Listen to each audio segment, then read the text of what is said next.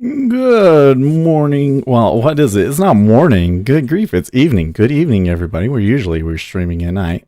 So we got the Democrat debate up. How are you guys doing? We've got a couple of people in here. What's one saying here? I am finally a gang member. Is one of speculators says virtual biker club, or is it banker club? Yeah, I don't. I mean, we're still kind of. I think we decided that it's not a cult though. A couple of these other things maybe we'll take on a little bit later, but let's go into, so we got about 5 minutes here before it starts. Kind of got an interesting setup because there's been all of this stuff over the past day or so where Elizabeth Warren is claiming that him and Bernie Sanders had a discussion with each other, and in that conversation Bernie Sanders said that he didn't think that a woman could become president. And Elizabeth Warren said that a woman could become president. And of course, Bernie Sanders denies this. But the whole thing is just kind of funny. And it's like he said, she said to the max. There's definitely a feeling, though, that this has been an attack coming out of the Warren camp, and that the armistice, or whatever you want to call it, is over. So is this gonna get crazy? I don't know. I mean, the debate is normally pretty calm. The Democrats don't like it when their candidates fight with each other because they're so sensitive to the optics of things. They don't like the crazy brawling that you get in the Republican primaries. But at some point it kind of has to happen. That's just the way that it is. So we'll see if we get it tonight or not. So there's that. Also, I'd be interested to see if Elizabeth Warren says anything more about this accusation she's making that people were trading on the Iran attacks, suggesting that Donald Trump told people and that they turned around and traded it, which that's not the way that the law works, and if anybody did that, they actually would be okay. We can talk about that if she brings it up. The debate will be a shit show. I'm ready for. I mean, I hope so, but I think that I'm not gonna get my hopes up because they tend to not do that. They tend to not do that. If Sanders were smart, he would make a play for Warren as his running mate. They might scare off moderate Democrats, but overall they're with a powerful, strong couple of politicians with good speaking skill. Well, yeah, except for that neither of them would be willing to, give up their ambitions. They both really want to be president. I mean, they've been thinking about doing this for a very, very long time. So, let's see. I think I should split this out here. Pop out chat so that I have it a little bit closer to the edge of the screen. I think that would be better. All chat. And let's see here. Oh yeah, I can't give you guys the sound because otherwise CNN will probably take the video down. So I'm going to have to mute my desktop. And there we go. All right, cool. So if you want to watch along, the way that I would recommend doing this is just open up, go to CNN and open up their stream and watch it alongside. And, you can have both things open. Unfortunately, I can't show you, I can't feed you the audio because then CNN tends to take those down. Falter, both of them just don't realize that they won't be a president for at least another 4.5 years. Yeah, I don't think that either of them could defeat Donald Trump in an election at the moment, but you never know.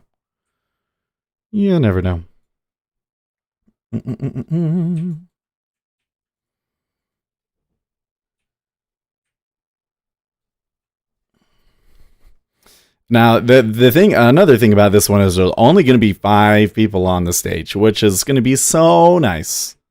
I really think Amy should be gone by now, but, whatever. And you can live stream CNN if you do not have CNN on your cable by simply typing CNN Live. Yeah, so you can just go to CNN.com That's true. You never know in this day and age. Yeah. I mean, there's all sorts of crazy turns that could be. Hmm.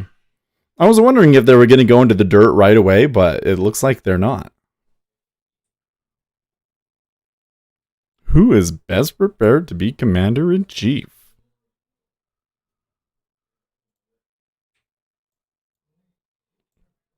Is their first question. His record speaks to that, huh?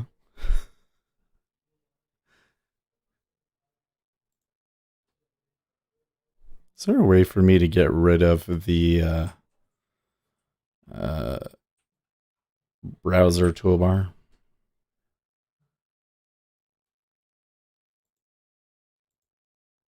Let's do a search over here.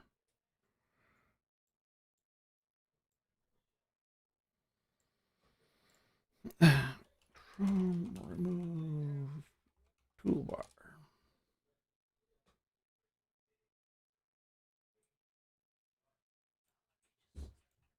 Did he just cite Mike Lee?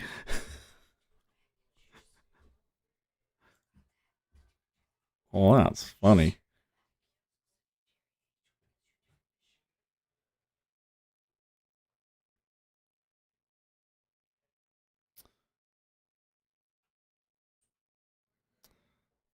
Um, Here we are.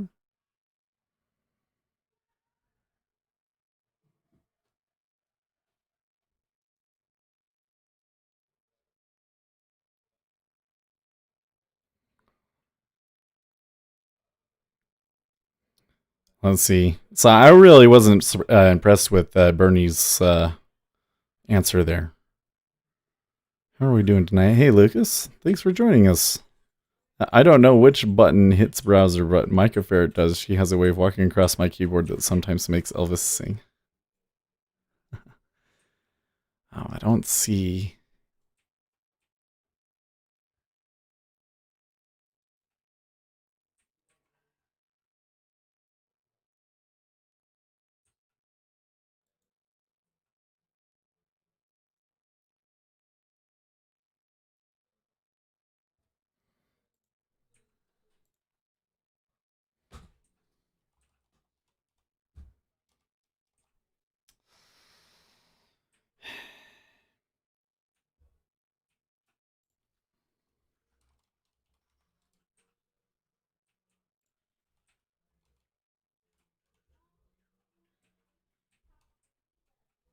Hmm.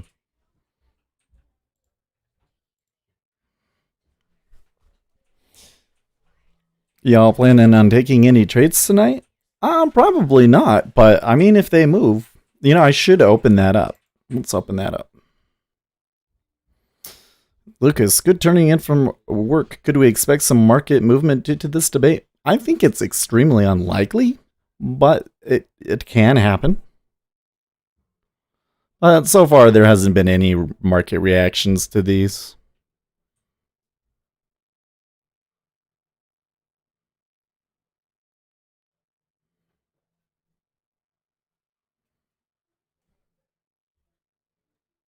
Hmm. So Bernie's going to hit Biden really hard on this, huh?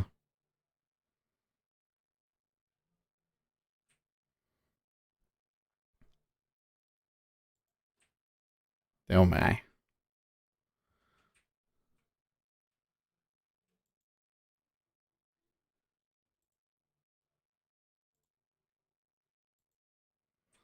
The sound on this stage is kind of weird today.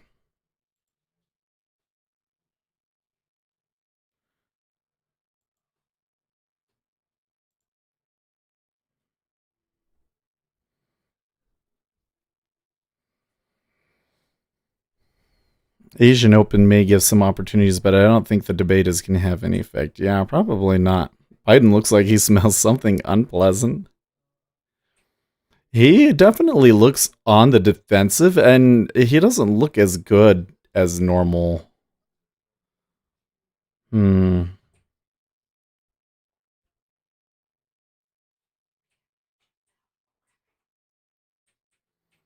They need to put a pop filter on the moderator's microphone.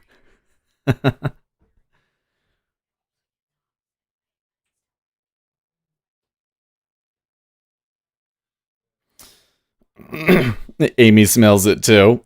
Uh, she is already rattled. Look, she's shaking. Oh man, Amy.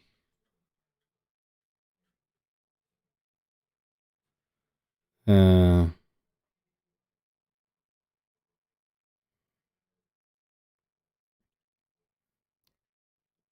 but in closed captioning, do we have closed captioning? Oh yeah. Thank you. That's very good. By the way, welcome in, Dino.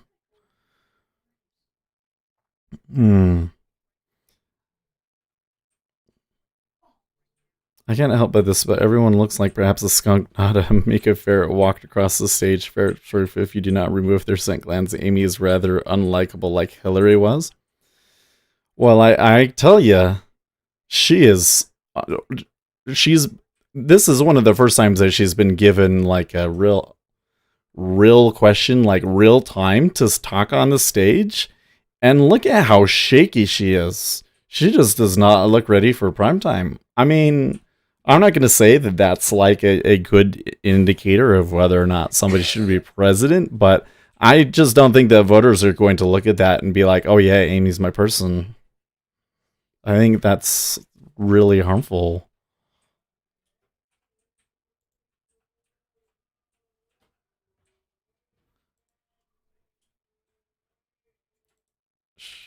There we go.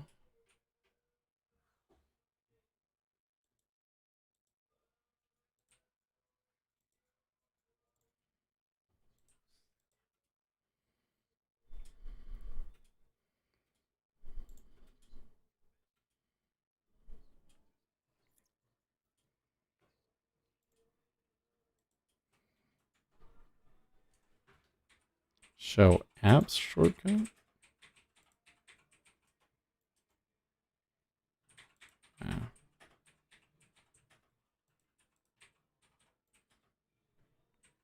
that helps a little bit.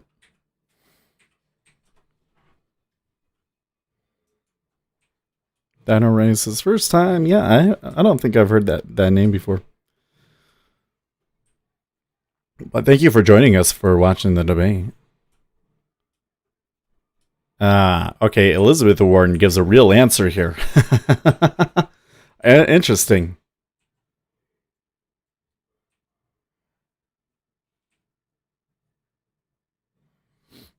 Hmm.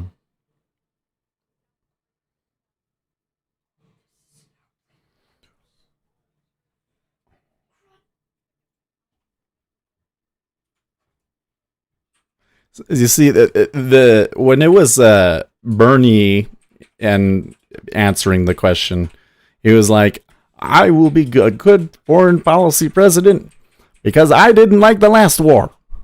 So of course you're not going to like the next war, but that's what every president always says, and then they always end up doing something anyways. Whereas Elizabeth Warren is kind of talking about like policy and how to deal with organization and implement policy. It's a good, much better answer, I feel, than the other candidates. And I think that the way that she's been able to present it as kind of like taking charge is, I think, it really benefits her in this situation. My guess is Elizabeth Warren is an INTJ like myself, and we have an awful lot of words in us. The INTJs tend to take 20 minutes to explain something, and we have plans for everything. Oh, I forgot that Tom Steyer was somehow able to make it into this debate. Oh, Walter is an INTJ too. Is that what you're saying? Well, there you go.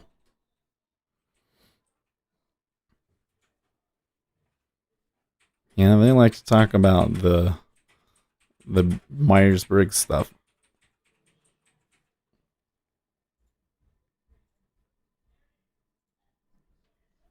Hmm. Uh, uh,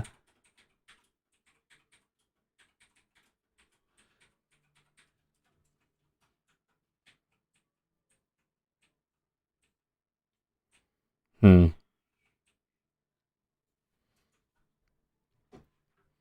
I have a little spot on my screen right where his nose is. It makes him look like he has a huge mole.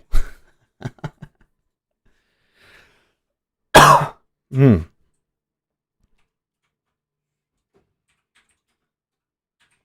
See, this question is really boring to me because I mean they're answering it the way that you'd expect a Democrat to answer it. You know what I mean? I'm studying Jungian and I love talking on TBI. Yes. Oh, we bring it up almost every day, huh?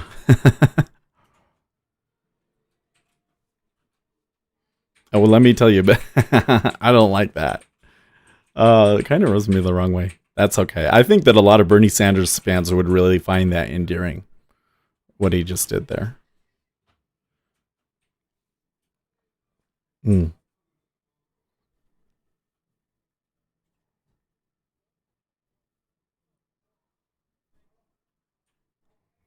Both of those wars were based on lies? What are you smoking? The Vietnam War was based on lies.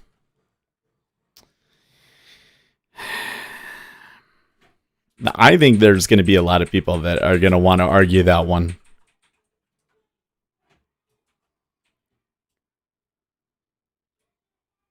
We didn't act unilaterally in Iraq. It was a coalition. Hmm.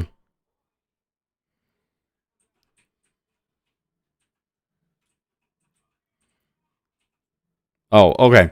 Okay, whoa, wait. So here he's saying, oh, all of these past wars are really bad, but we have to stop Iran from getting a nuclear weapon. So what are you going to do about it? So does that mean that when we go into a war with Iran, that one's going to be a legitimate war and the other wars weren't?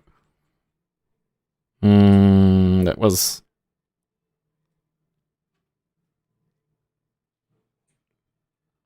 Hmm.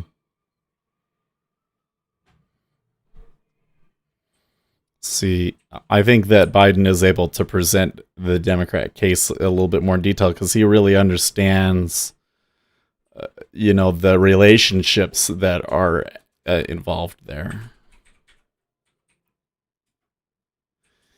Yeah, the Vietnam War is something my generation and his generation grew up debating. You might look at that war differently if you grew up with it, and the POW bracelets were teasing. Yeah, I just disagree with the statement that it was based on lies.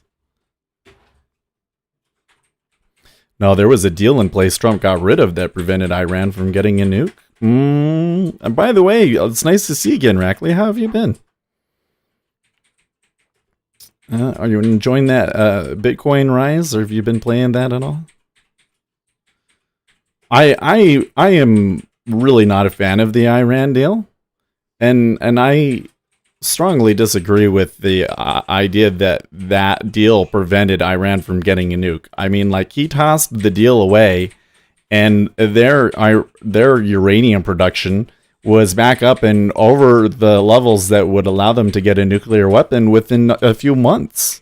So I don't think that the deal did squat, except for that you give Iran money to carry out terrorism. Hmm. I don't know. I mean, there's a good argument for it, but I wasn't a fan of the. I mean, I guess an agreement was better than no agreement, but I think that it should have been a much, there should have been much more strict things like, that they should have been forced to dismantle their nuclear program and following currently following crypto, not actively doing anything, waiting on my solar panels. Oh, you've been buying new GPUs. Yeah, Falter, we gave them money to try and wage war against this Iran deal was shit. Yeah. I no, I mean I feel you. I mean, obviously most Democrats don't see it that way, right? So we should keep that in mind with how he answers this question. I just feel like you're opening yourself up to something that could really get argued afterwards, you know?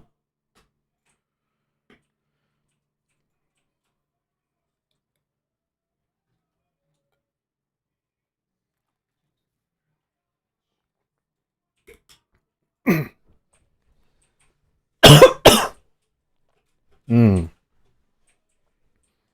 You don't think that keeping okay.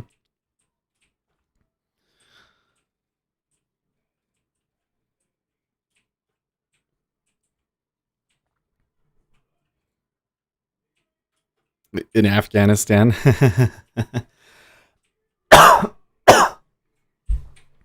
Hmm.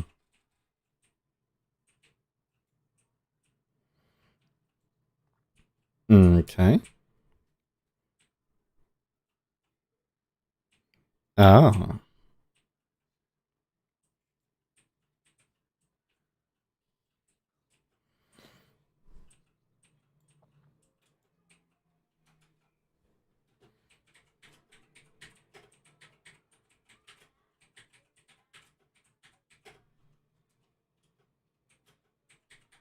Hmm.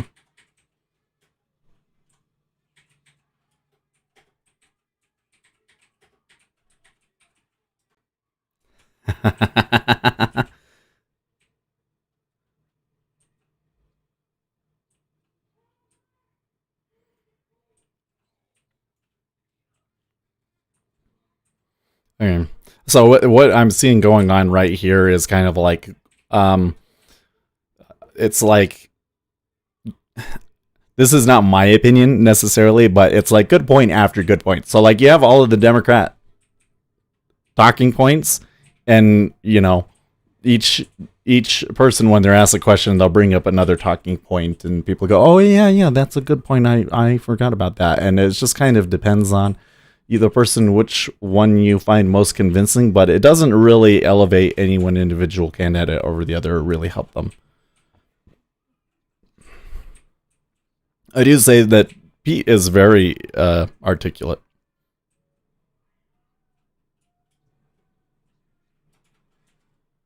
and he gives a direct, promise. That's always kind of helps. Channel allows naughty words. Well, if I say stuff, I think it might hurt the video. I don't think that what happens in chat matters, but we try and keep it. We try and keep it. Just don't say anything like racist or dumb. But sometimes a little bit of profanity is necessary. We gave him effing money to wage war against us. Yeah, I feel you, Falter. If you had said that any other way, I wouldn't have felt the emotion. I'm totally down with you using it in that context.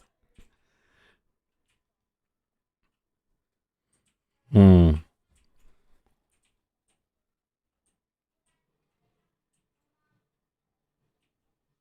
Now we're gonna talk about Solimari. 20 minutes into this, and now they bring that up. That's interesting. I like Mayor Pete, but I think he is too young and too inexperienced to be president. But given the field, I would like to see him as a VP candidate. Oh, yeah, very likely VP candidate. I still have money on him. He hasn't been making me too proud the past few weeks though.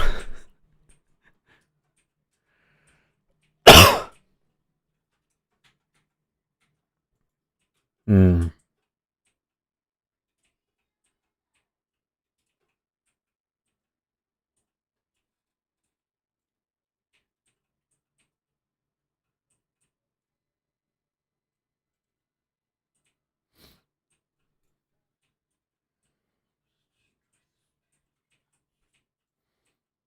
I mean, the position that Biden is giving here is very much the establishment Washington D.C. answer that we don't want to be involved over there, but we kind of have to be because of this reason and that reason. By the way, guys, yeah, 8 viewers and 4 likes, which is just like you're all so great. Just hitting that like button without even being prompted. You're wonderful.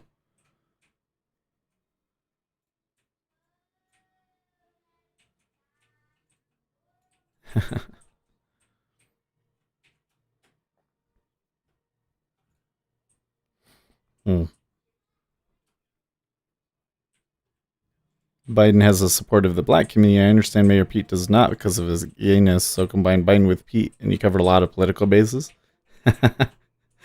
Yeah, I don't know. I feel like that for things like that, that the individual demographics will get over it once the media all coalesces behind somebody. But in the meantime, I don't know. I kind of feel that what happens in the early states is going to matter a lot more than that kind of stuff. But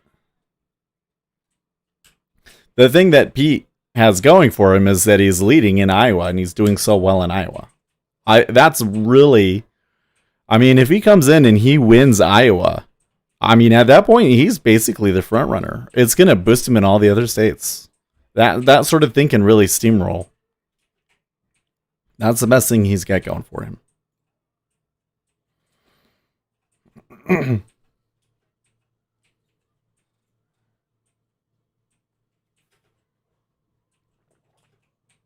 Sure he will, Liz.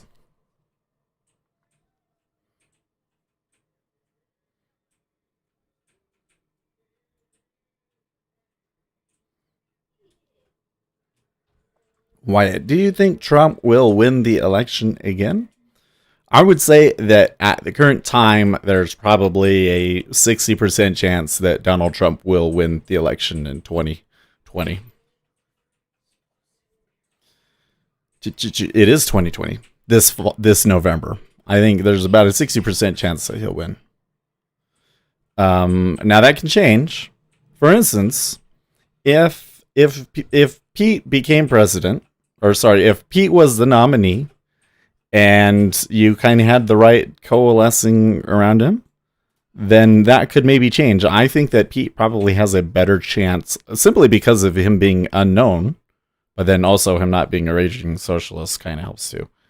But you know, things could change. But if it's Bernie Sanders, Elizabeth Warren, or Joe Biden, I just don't think they have what it takes. Their ideology for Sanders and Warren, they're too ideologically bound to manage a general election. And Joe Biden has too much history and will be disliked by too many people. Whereas Pete is kind of like an unknown, and that's kind of why I like him. Mm-hmm. My nephew's name is Wyatt.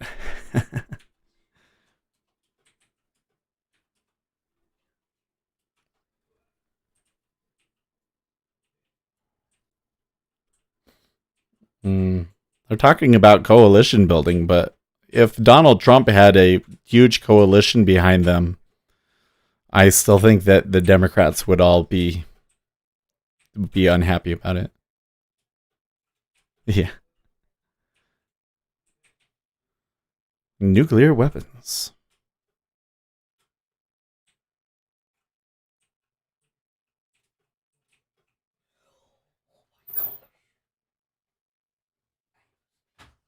Hmm. It's a priority, but is he going to promise? Hmm. He's not going to directly answer the question. I'm ready to get a take a short if this market tries to bounce again. Are you thinking about shorting the E-mini?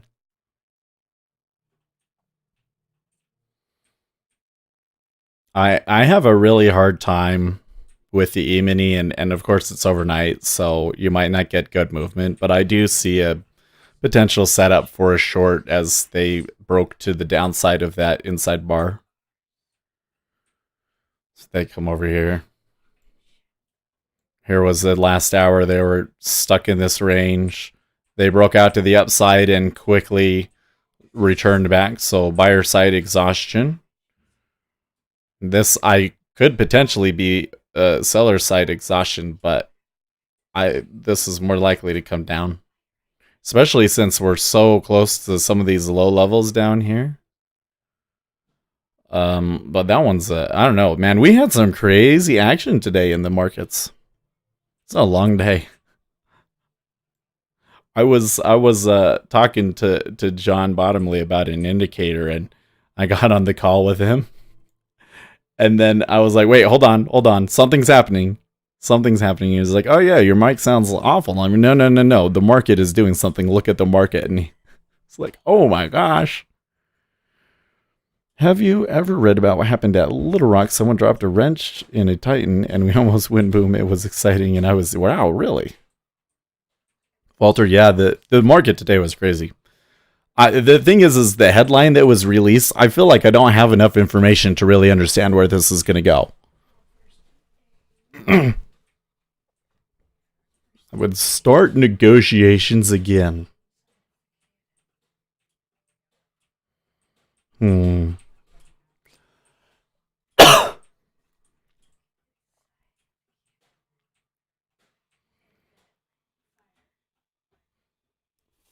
Yeah. Well, she's giving a much more calm answer this time. She still looks a little shaky to me.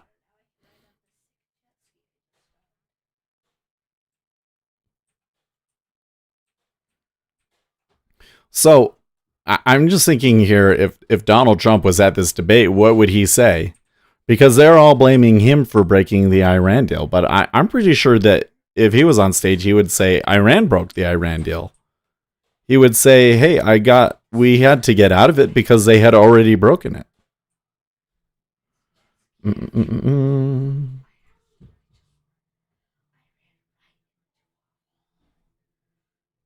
Stop Iran from getting a nuclear weapon. I'm afraid the barn door is open and the camels are already out. Oh, I don't know about that. I mean, here's the let's step back a second. Let's say that Barack Obama was not the previous president, and North Korea does a nuclear test. I think that another president would have done something. I think if Donald Trump was president, that he would have hit the North Koreans when they did their first nuclear test. They would completely destroy their ability.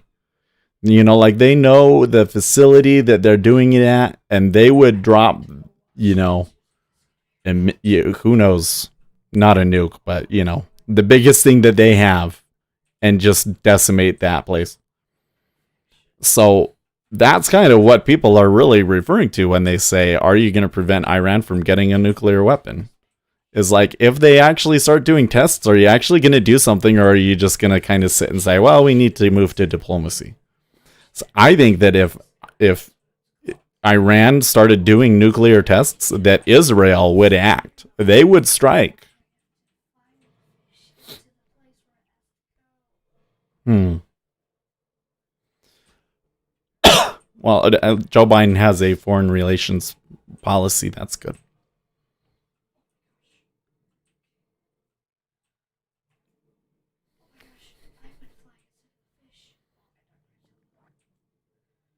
One stand says, "I'm a registered Republican for now. I will switch parties this election. I've been a Republican since I first voted for Reagan. And I vote for the person, not the party, fiscal conservative." You know what? I know a lot of people that are registering as Democrats so they can participate in the primary. Only one country in history has actually used nukes, though, yeah.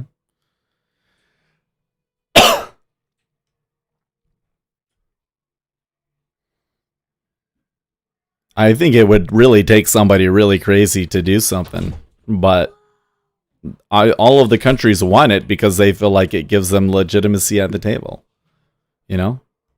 Like they sit there and they say, "Well, Russia and China does all of this crappy shit. How come they're able to get away with it?" They have nuclear weapons, so they have to be part of the security group, right? They want the big kids table. They think that if they have the nuclear weapon, they get the big kids table. Social liberal, I am more or less about the Tao of poo, not the Tao. He keeps bringing that up. Hmm. You know what? Steyer is actually holding herself a lot better than I would have expected. She's going to talk about trade, huh? Man, this is just not your typical. Any other CNN debate? Like, remember the Republican CNN debates? the first question would have been about the dirt that they were slinging at each other. But it's a Democrat debate. They don't do it. I thought maybe they would, but the whole thing between with Sanders and Warren, none of that. They haven't mentioned it at all.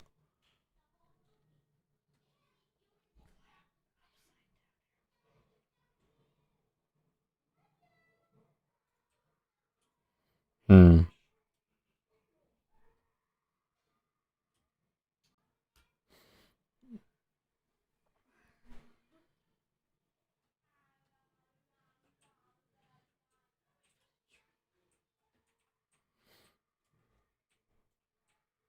Interesting what he's going to say here on the trade.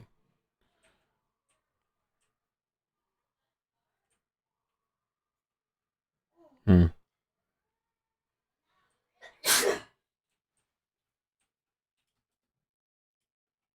Meh.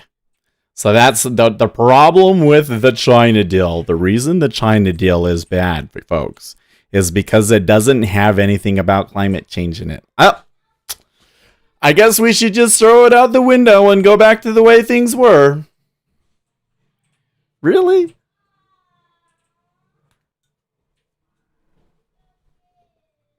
Are you unwilling to compromise? Who is this girl?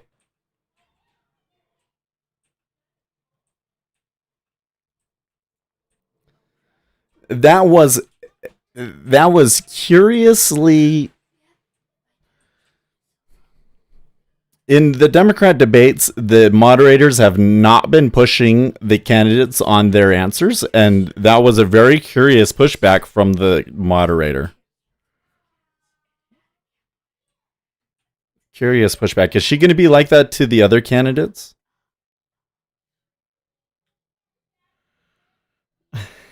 Ha ha ha. What did Bernie say? He was trashing the deal with China. He said that it was a bad deal, basically.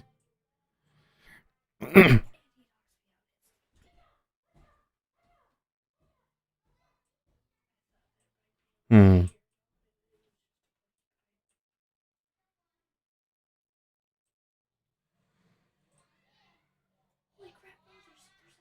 It's a modest improvement. Okay.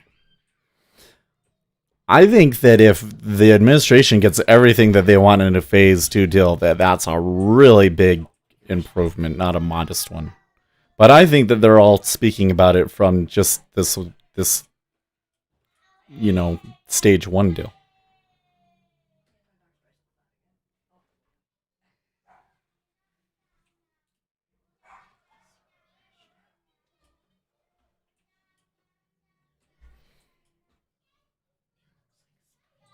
Okay.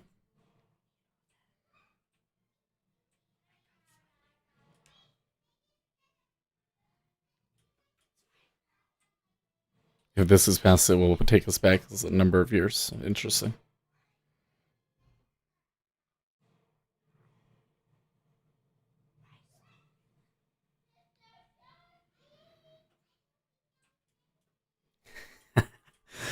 I just catch out of the corner of my eye on Twitter somebody saying, so far Andrew Yang has received about as much speaking time as a normal debate.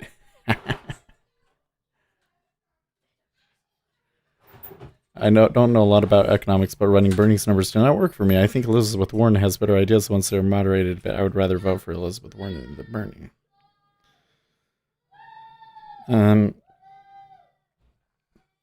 I think that Bernie Sanders did not defend himself as admirably as his supporters would have hoped.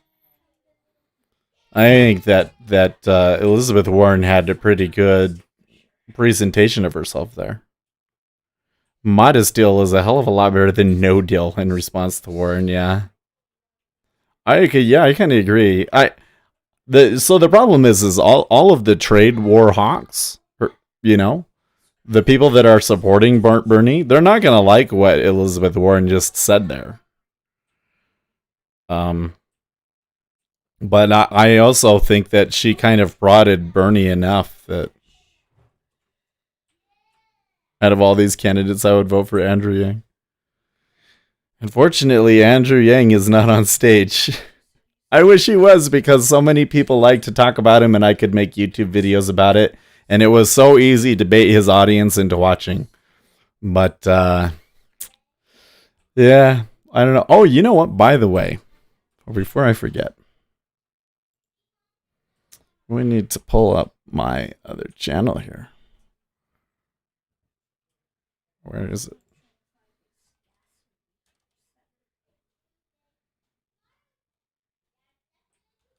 Does it? Can I do it? The vanity URL? I guess not. Hold on a second.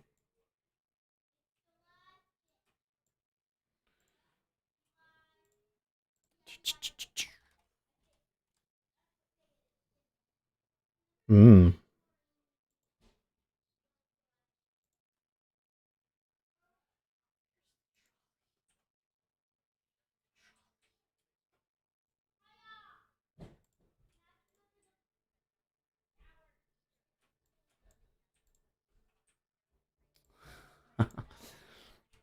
So I do have a channel for politics that I kind of want to build up.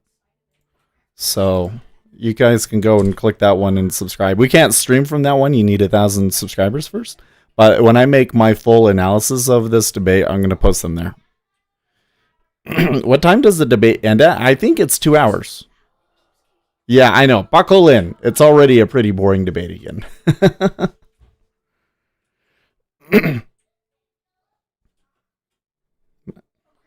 My son likes Andrew Yang, but I am retired military and will have Social Security soon enough as 1K a month would cost me. I don't know if it would cost you, but yeah. Whatever.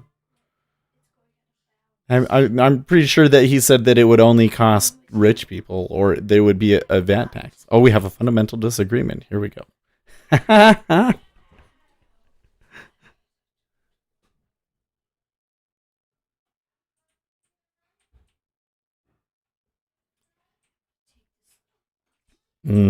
Man, look at Biden.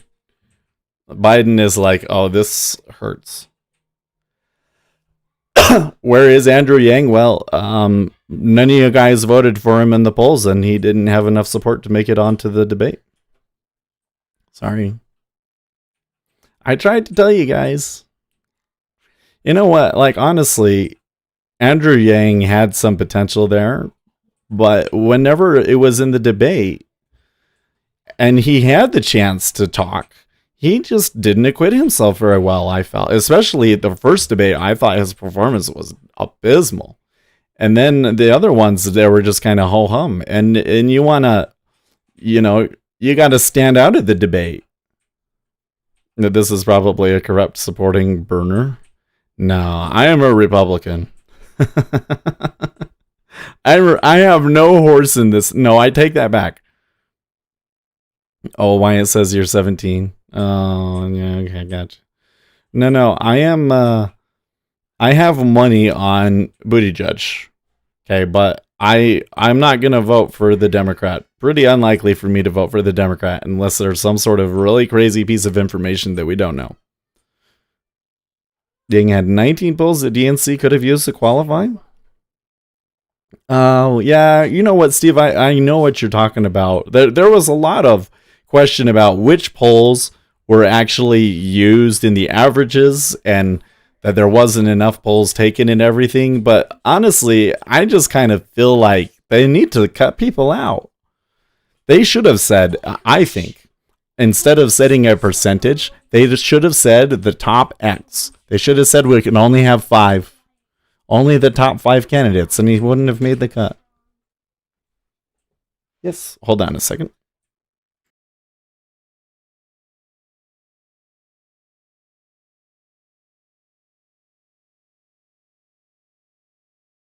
Having a late dinner.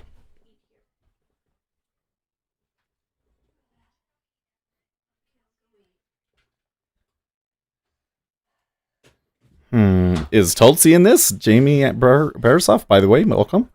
No, it's just what do we got? I think we got 6, right? So we got Steyer and Amy Klobuchar as the also rans, and then we've got Warren and Sanders as the socialists, and we've got Pete Buttigieg and Joe Biden as the establishment figures. And that's your 6. What the heck? Yang is top 5? I don't think he is. Well, how about we do it this way? Let's go and look at a couple of different ways to look at this, shall we? So let's go to Real Clear Politics and look at what their average is.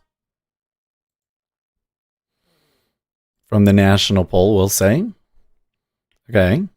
Biden, Sanders, Warren's, Buttigieg, Bloomberg. Well, that's interesting. And then Yang. In this poll, though, he's slightly above Klobuchar and Steyer, so it would really depend on which polls they pulled out there as to whether or not Yang qualified. You notice here in this one, he's like 2. It's interesting. Thank you, dear. Late dinner here. Okay, so I guess by that particular metric, it's maybe questionable why he's not on there. I'm really surprised that Steyer made it, but whatever. Whatever. Predict it. By the way, do they have any good polls for this? They do.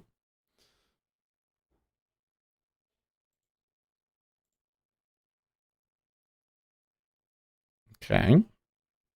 So he has 1, 2, 3, 4, 5, 6. Andrew Yang is even with Hillary Clinton on Predict It. Sorry. I don't. Yang passed 1 million donations. That is true. I don't think that he was disqualified, that he missed the cut because of the donations. I think it was because of the polls. My understanding was, and the thing that I was seeing a discussion about, although I didn't go too much into detail about it, was that they didn't include very many polls, and you had to have so many polls of above 4% or something like that. And he had like these 2 that were 5%. Something of that nature. Have to go way further back. So it was like all the way back to here, you had to have so many polls of over 4%. 1, 2, 3, 4, 5, 6. Anyway. Jamie says Tulsi is the only Dem I sort of like. She is real. You know what, Jamie? I felt the same way up until that whole spit between her and Hillary Clinton. And at first I was like, oh, she's going to go and try and torpedo Tulsi now. But Tulsi completely lost her cool over it and went all conspiratorial. I was really disappointed in her response. It just didn't look very strong. And you notice that ever after that, everybody tuned out of Tulsi.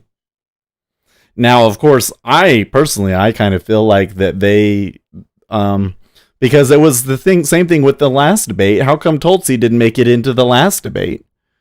And, they didn't include certain polls and stuff like that. It doesn't, the process doesn't seem fair to me, but I think that the qualification should be the top 5 candidates on Real Clear Politics on that day. That should be it.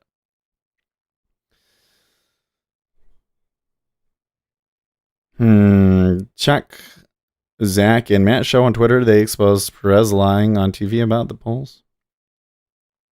Yeah. There was things that I liked about Tulsi in their early debates, the way that she held herself, but after that thing, I just really got that. You got that short when ES hit the top Bollinger Band, but you only took a point. Okay. Did come down there, didn't it? They went up to 82. Oh.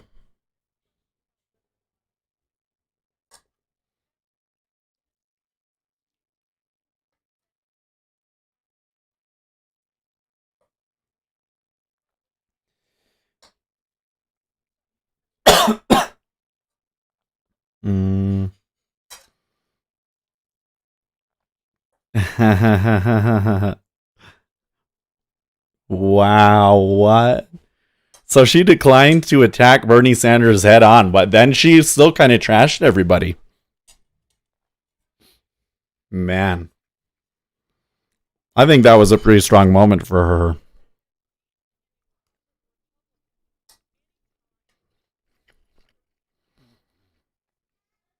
Hmm.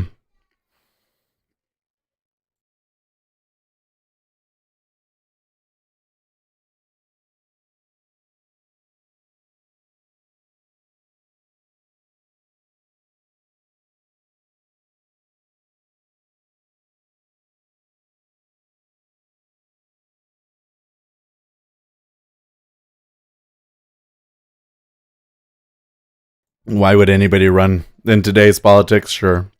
Because you want the power, obviously. So, did you see what Elizabeth Warren did there? She kind of trashed the whole field and yet still made it a unifying moment. That was very, very effective. I don't want to, I'm kind of feeling like biased for Warren here right now, which is kind of funny because I really don't like her. But she seems to be beating Bernie right now. Are they going to cut to Bernie and let him respond to this? Is he going to bring this whole thing up? I think that if I was Bernie Sanders, I would feel really, I would be really mad right now. Like, you spread all of this nonsense in the media that he feels as incorrect. I mean, maybe it's not correct and he knows that it's true, but well, let's assume that it's not true. He's going to be thinking, yeah, you lied about it. And then when you ask about it on the debate stage, you deflect. I would be so pissed. I would be so pissed.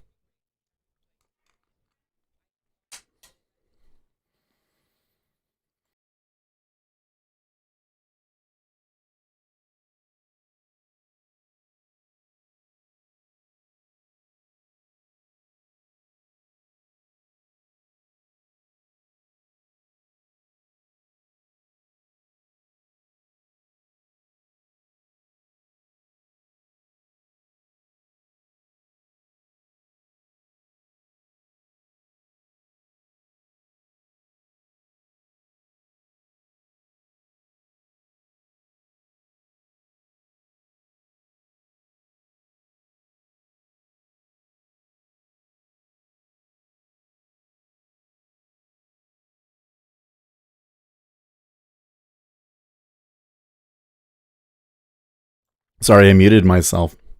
1990. This is so awkward, Bernie. Wow.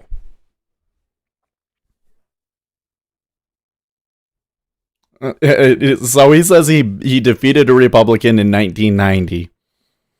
That way, and she's like, "What?"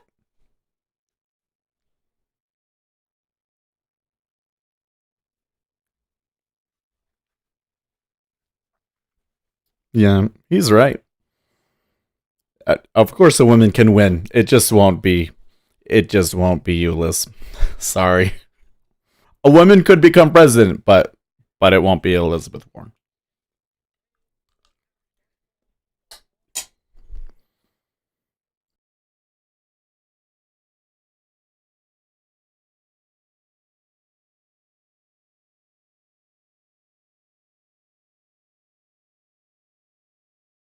And they're going to give Warren the last word on that exchange. Ooh, dirty. He hasn't run against a Republican since then, I think, as an incumbent. Yeah. I think Bernie is an ENTP. They are choleric in temperament.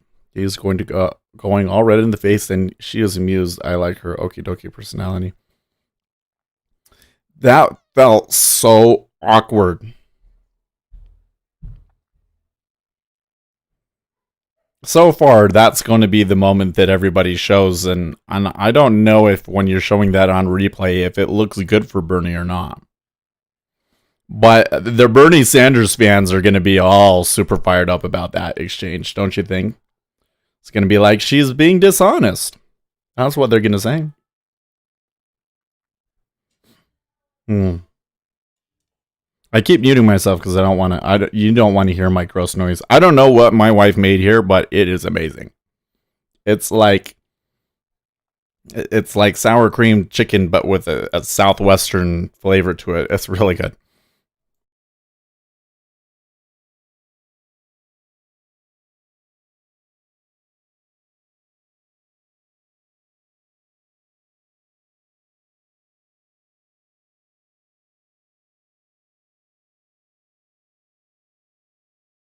Okay, commercial break. That is the first commercial break, isn't it?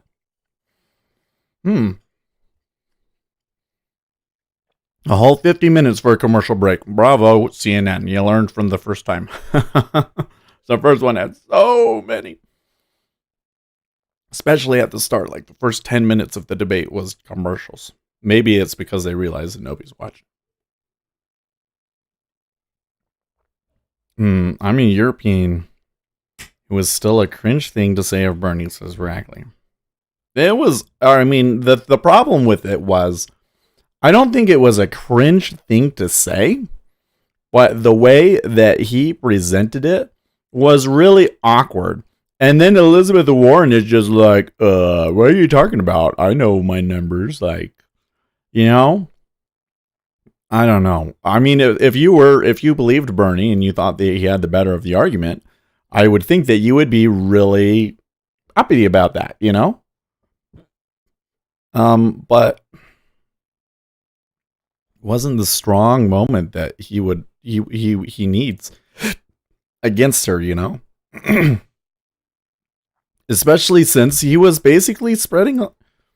I mean, listen, I could be wrong about this. Of course, we don't exactly know how this was presented, but the way that I saw this come out in the media, my belief is that Elizabeth Warren basically lied about that conversation that they had by claiming that Bernie believed that a woman couldn't win, which I think is absolutely ridiculous and is almost certainly a misconstruing of what he said. And so she lied about it. And there was when it came up in the debate, and she basically deflected, and he never really got a chance to take her to task for it. And that's really low. I would be really mad. Well, time for a commercial break for Speculator Seth's channel, so pretty please push the like button. Well, thank you guys. You've been so great with the likes today.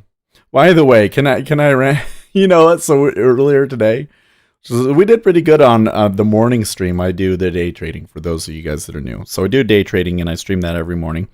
And we were doing really good. We got a group of about 24 people that show up every morning. And we got a lot of likes. And everybody was like, we got to do a social media blitz. And I'm like, okay, I'll post the link to this video on the Facebook page. Because the Facebook page is like brand new. None of you liked it. Nobody like myself and my wife liked it.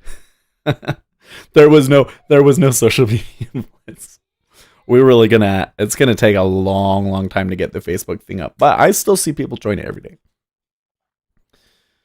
It seems a bit ridiculous to try to dissect a conversation from a few years ago. I could see in a conversation how someone would assess the political field and say there's no viable women candidate. Back then, now it is a bit different, perhaps.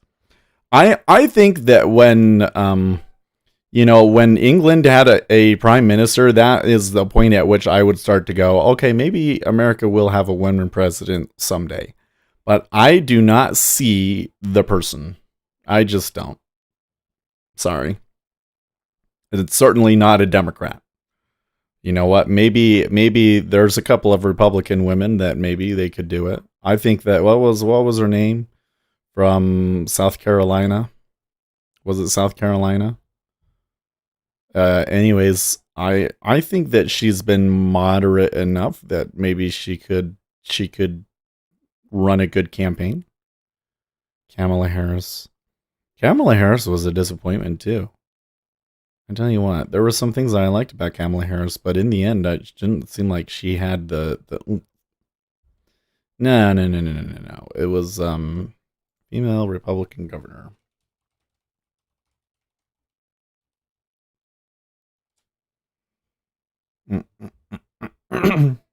Nikki Haley. I think Nikki Haley, she might make a run for president and would stand an okay chance at it. At least a better chance than Elizabeth Warren has, I think. Yeah, Nikki Haley. All right, here we go. Let me take another bite here. Healthcare, oh boy. There was a lot of disagreement on this one last time, so this will be interesting.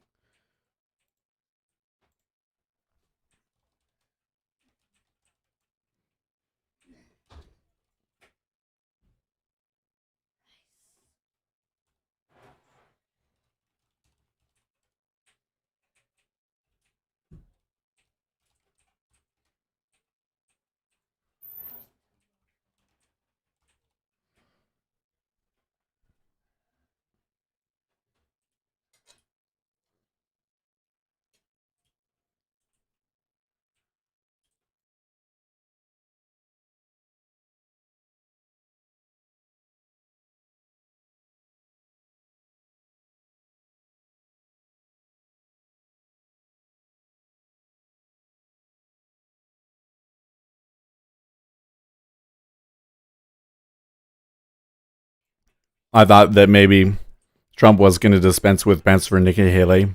You know what? I heard that, but it seems to me that Pence has done a really good job as vice president, and I don't see why they would get rid of him. I think that Donald Trump has been really happy with Pence.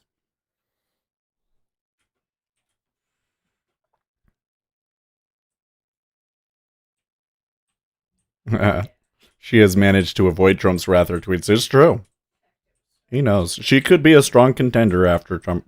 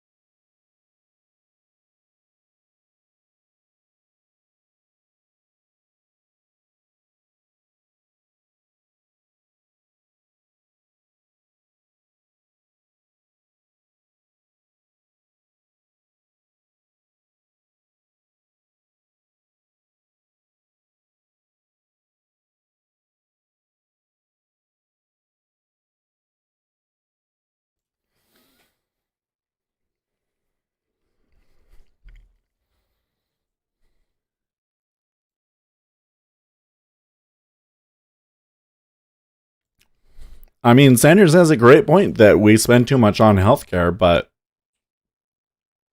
the problem I have with this is that the problems are not just clerical, right?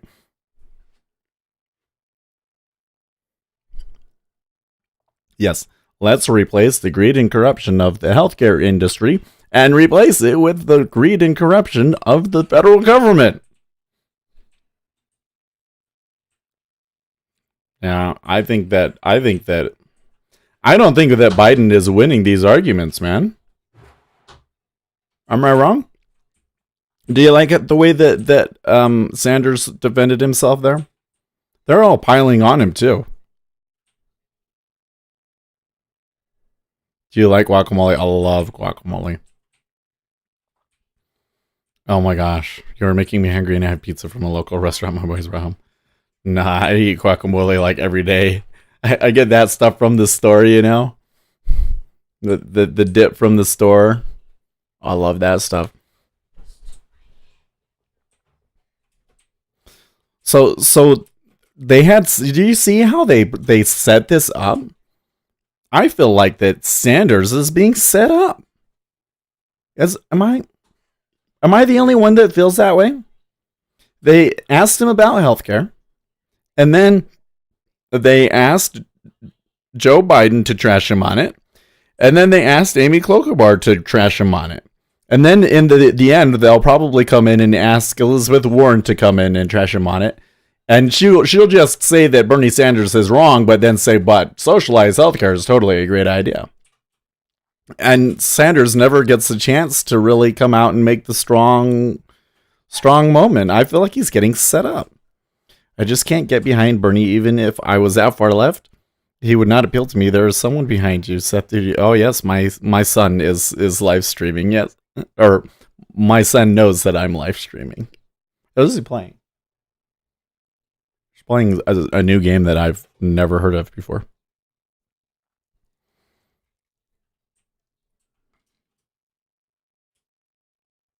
This is a very clearly rehearsed answer she's giving here. I'm going to do it without raising taxes. So are they going to bash her for saying that too?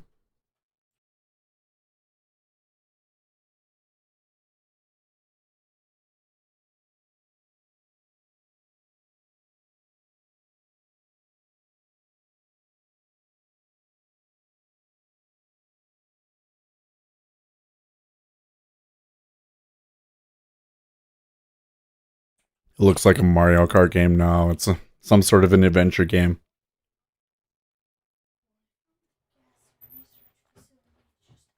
He's some kid and he's flying on a hang glider now. It looks like a sandbox game. Okay, so Biden's gonna push back. Okay.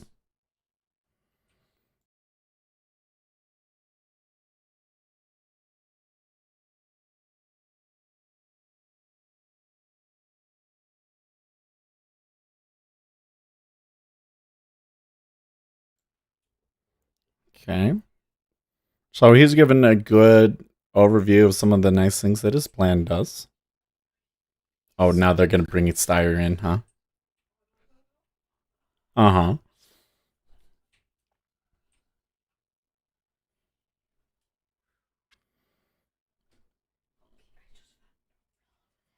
Hmm. Stayer's trying to play the third party thing.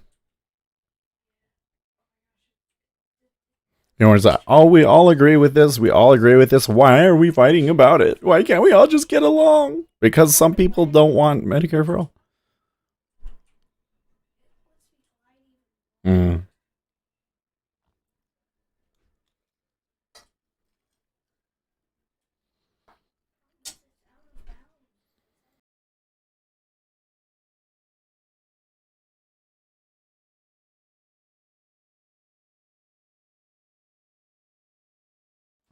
Sire had an interesting point there. Let us see his face. Oh my gosh, I need that one.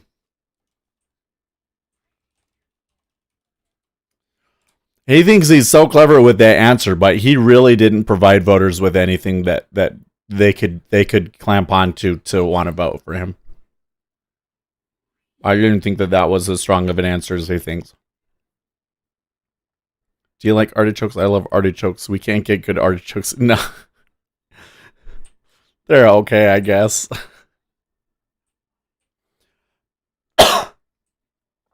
I don't agree with this idea that the only reason that we don't have a socialized healthcare is because of the evil corporations that make money off of your sickness. So, like, no, it doesn't work that way. There are people, there's a very large industry of people that all they do all day is healthcare.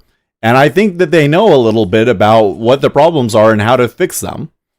And you go in and you try and say, well, the thing that we need to do is we need to get rid of everybody that knows what's going on. Yeah, of course they're going to say no. But then the real problem here is that whenever we try to come in and fix it, instead of fixing it, they want socialized healthcare. So we get like Obamacare, which wasn't a real solution. It was intended to fail so that they could get socialized healthcare later. And it didn't work because we all knew that that's what was going on. In a larger debate, I think that this point would get just you would fall apart, especially when because it's the cost. How are you going to pay for it without raising taxes?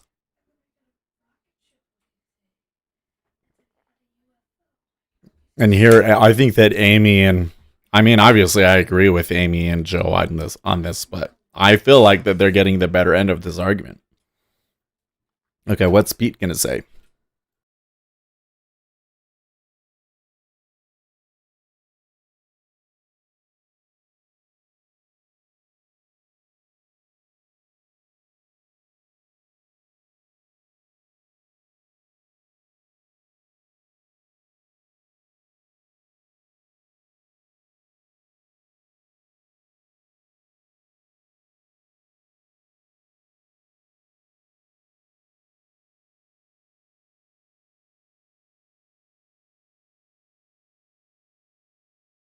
Making sure there's no such thing as an uninsured American, huh? Healthcare is supposed to be the number one concern of most Americans. I know that pre-existing conditions cause trouble with most insurance plans, and I know this administration keeps trying to curb costs. Well, I don't think.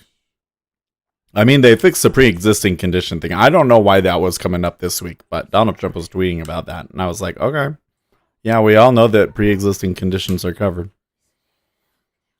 But and you're right, he's trying to curb costs, but Congress needs to act. Like, come on. Stop trying to get socialized healthcare and just pass something that does something about costs, like prescriptions. Fix the prescription thing. I think we can fix that. We don't have to have socialized medicine for that. Like, why can't we fix the parts that that the right and the left agree on? I don't understand.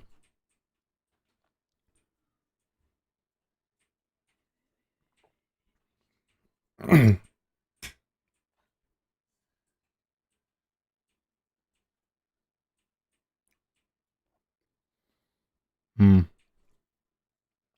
Well, he had an okay answer there. Hmm.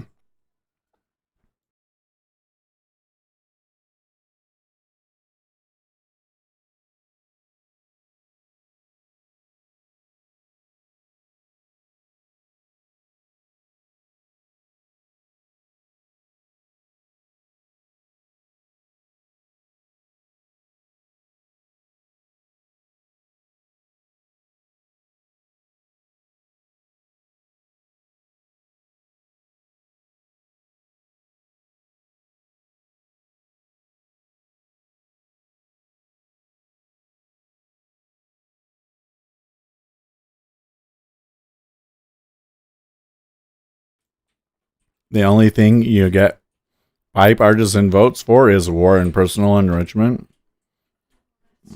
but not on healthcare. They keep saying that it would enrich the rich and the people, the healthcare companies, but it got bipartisan. It's just not true.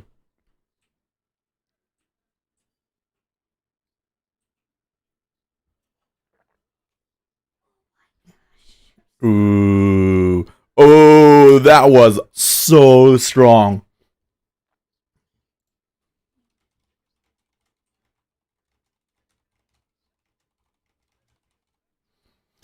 Look at Warren's face. She knows that he just destroyed her.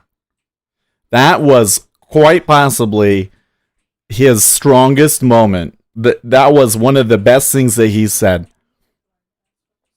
I don't think they would have bipartisan support for anything healthcare. Yeah, certainly not. But let's be honest. The left wants socialized healthcare, and they're not going to sell for anything less.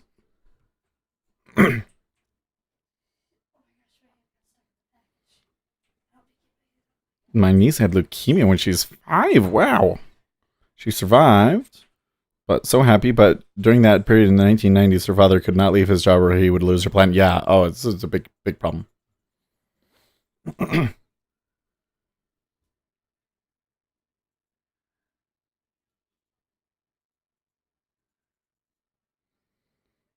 He already. So here's the issue that I have with Warren is she'll say something. Okay. Oh, we can just have the rich people pay for it all. And then everybody comes out and they say, "Hey, Liz, that's dumb. That's not going to work." And then what does Liz do? She says, "Well, hey guys, we can just have the rich pay for it." She never addresses the concerns, right? She just repeats her talking point again. It really bothers me.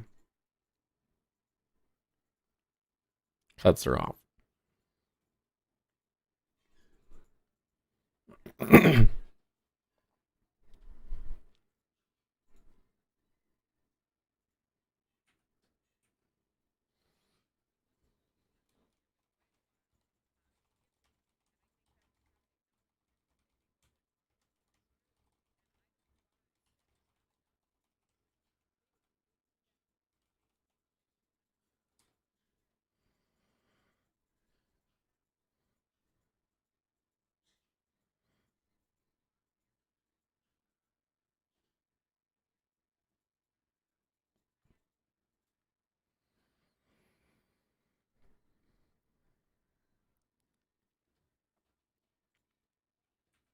You can tell that Amy knows a lot about this, that she's been working on this, and that Warren hasn't. I think that Elizabeth lost big time on that's the first big hit on her. Elizabeth is correct as I see it when she says we need to tax the rich a bit more. Look at Amazon not paying anything, and the thinking among the left is we are establishing a business royalty. Well, there is definitely a problem in our economy today that the rich is making too much of the economy, which is to say that we're pumping all of this liquidity into the economy, and it's all going to people up at the top that aren't doing anything with it. And so you run into this growth problem. You get this slow growth because new growth can't come in and replace them as it should. That's totally a thing. I agree with you, Win. But you're not going to fix that with taxes. In fact, when you start to do the taxes, it can potentially make those issues work because it just makes people more dependent on government to solve their problems. The real issue here is that you have to ask the government's permission to breathe. I have to ask the government's permission to collect rainwater on my own yard. Like, it's ridiculous in some cases. Well, Bernie is really fired up about that. Rackley, all this money went to the stock market. These levels are nothing but air. You were talking about that this morning, Rackley. So here's my challenge to you on that one. Because people are saying, oh, it's just because of stock buybacks. Find to me, what is the quintessential company? Show me a company that is doing really poor, and the economic outlook for that company is really poor, but because they're doing share buybacks, they're going up. So the one that I was looking at was Intel. So if you can find a better one than Intel, because I feel like AMD is just pantsing Intel right now, but Intel is going up big time because they have a huge share buyback program. But if you have a better one, I would like to hear it. And I would like to see that case, because for a lot of these companies, I think that it's justified that they do the share buybacks. They're actually probably undervalued because of all of the volatility over the past 2 years. I do like the idea of a trickle-up economy. We've been doing this trickle-down for a long time. No, that wouldn't work. So here's the problem.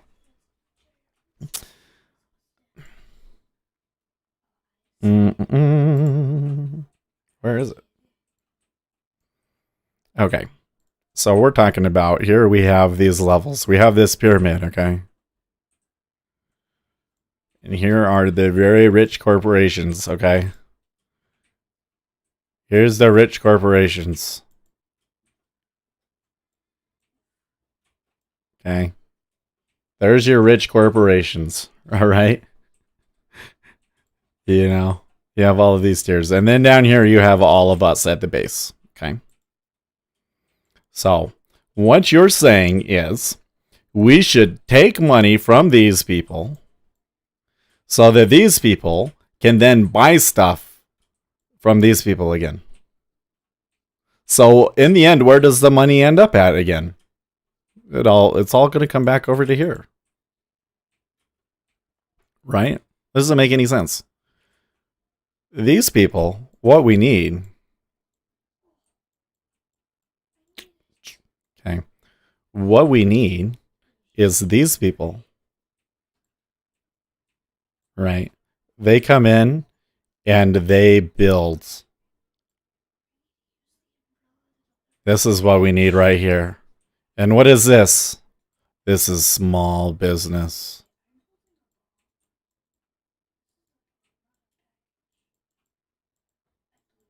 Right? We need regular everyday people to take the resources that they have and use it to build things. I would like to see an economy someday. I'm not even kidding. An economy. Everybody has a side gig. Everybody's trying to sell something. Everybody's trying to provide value to the economy, because that's how we grow. Okay? If you take something out of the ground, that's value. Okay? But you can only dig for so long. You only have so much time in a day to dig, right? So if you want to make more than what you can just dig out of the ground every day, you have to come up with innovations to make your labor go further, right? What is that? Increases in efficiency. So what we need is we need regular everyday Americans to invest in their own businesses, create efficiency increases in efficiency and build businesses out of that so that eventually these small businesses become these. And this guy goes away because he's not innovating anymore. But what's happening? What's happening is this guy, he makes all of these rules so that this can never exist. And they get all of the money instead. That's the problem. Otherwise, you're just shuffling money around and it's just going to percolate back up to the top guy. It takes a village in Maslow's hierarchies of needs, safety, fire, love, and belonging, water, air. Yeah. I know how to get that economy with crypto. People with solar panels can sell their power to industry, DAOs, etc. Well, I think that decentralized payment systems run on blockchain is certainly a key component that I think is missing right now. Because right now, you have to have a relationship with PayPal or whoever. And yeah, they are solving a real problem that I think that we need to fix.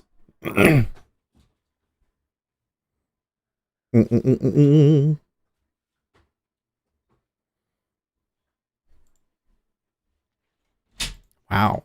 Childcare costs taking up 2/3 of your income.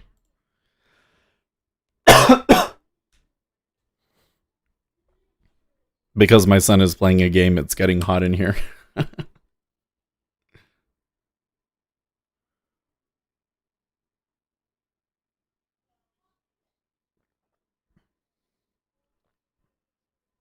Sure it does. Well, 2/3 maybe not. No, sure it does. Hey, listen. Childcare can be a full-time job, okay? So, depending on what your day job is, it's totally reasonable for childcare to be expensive.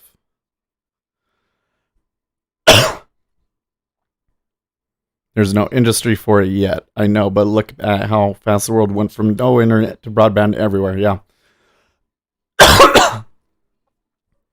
We just need to get, I mean, honestly, I know I've yapped about this so many times with you, Rackley, but they need to get rid of those nimrods over at Blockstream that seem to think that Bitcoin is worth more the more useless it is to people. And they need to work on making Bitcoin easier to use so that companies and individuals will actually use it for transactions. Whatever.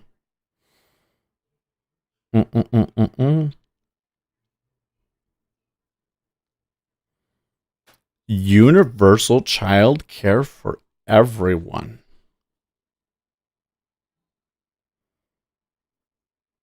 Where do they... This childcare issue has not come to the forefront of my mind as much as it has in this moment. So they're sitting there saying that everybody should be able to get childcare for free, and I'm like, are you kidding me? Where are you going to get all of that money from?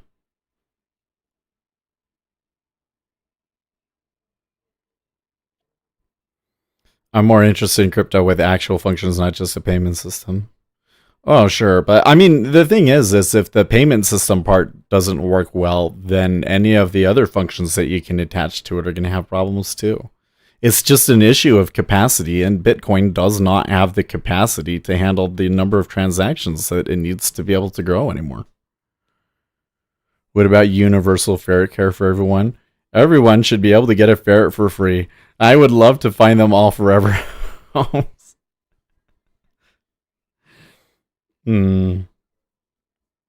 That's an investment in their mommies and daddies.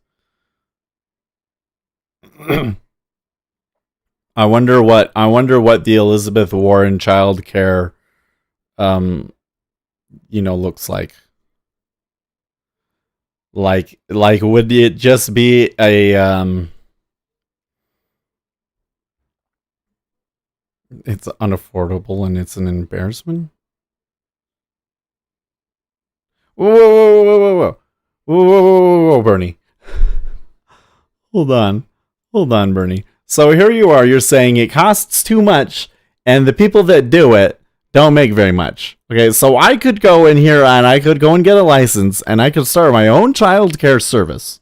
And you're telling me that if I start my own childcare service, that I wouldn't make very much, but then it would also be unaffordable. So how exactly do you match that up with like, oh, so if the government does it, then that automatically solves all of the problems? No, it just means that the government is paying for something, paying more than what the market price is for something. And where are you going to get all that money from? You're going to take it from all of us. Yeah, the rich will pay for it. Okay, I guess. Man, that's crazy to me. I know, like raising kids is a lot of personal time. That's why in the past there was one parent was dedicated to just doing that. That's interesting that they made childcare such a big issue, though. It's interesting. Man, Joe Biden just looks super old. Man, he looks like a reptile. Ah, I'm sorry.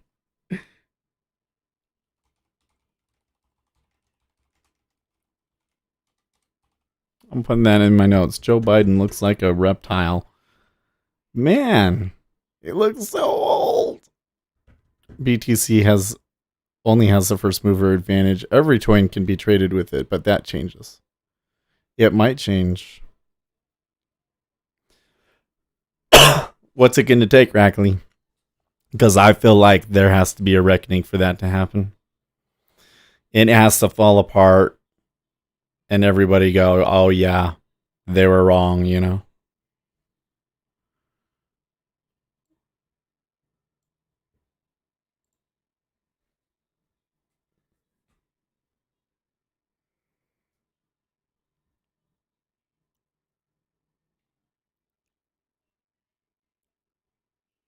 This moderator has been asked tough questions.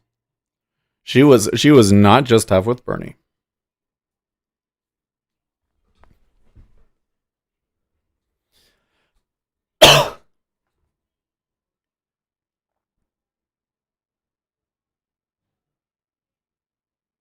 Hmm.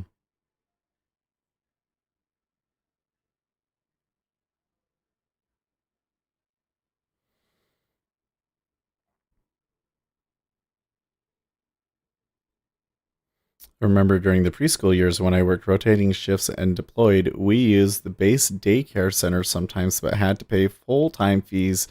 We paid $700 to $800 a month on an NCO salary. Ooh, that is steep, especially back then.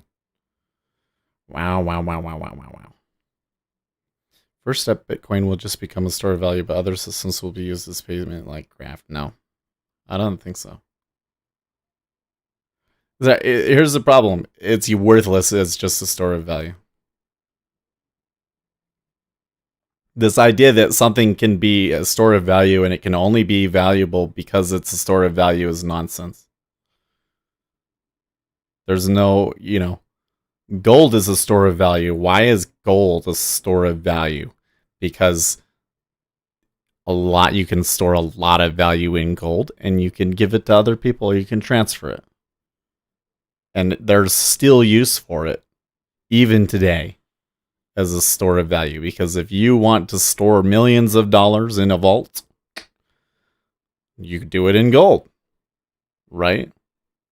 So if your Bitcoin is going to be a store of value, how can it be a store of value if once you put your money in there, you can't get it back out for a week?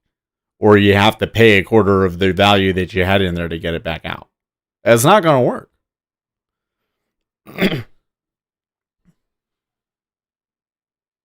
Graft is one I haven't seen.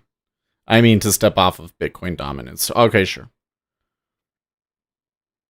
Like, I think you're saying that other coins will start to do all of the transactions. And once one of those really starts to take off in that arena, they will overtake Bitcoin slowly. Because people will want to own this other coin to actually do the transactions. I think it's sure. I think that could work.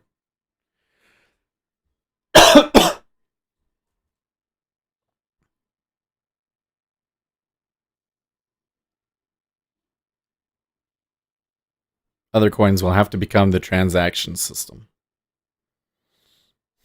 Well, there's Graft. I haven't heard. I have to look that one up.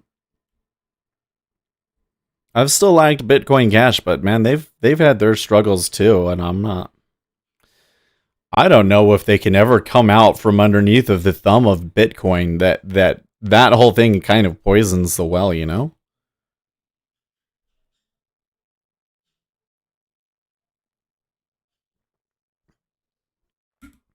Mm.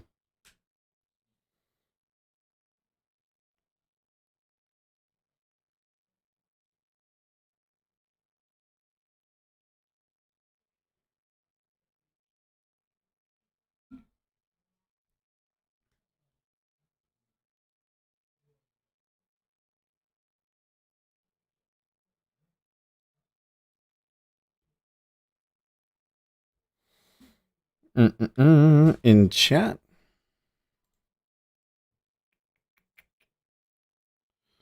Cool thing with Graph, you don't need Graph to do the payments, but it's too complicated to explain in chat. Oh, I see. I get you.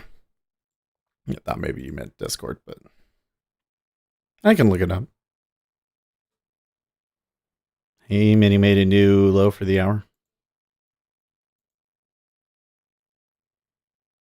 They need to get over 32.77.75, which was the low of the hour from 2 or 3 hours ago, though. Oh, another break. So I think they're gonna go till 9, right? They might go further than that.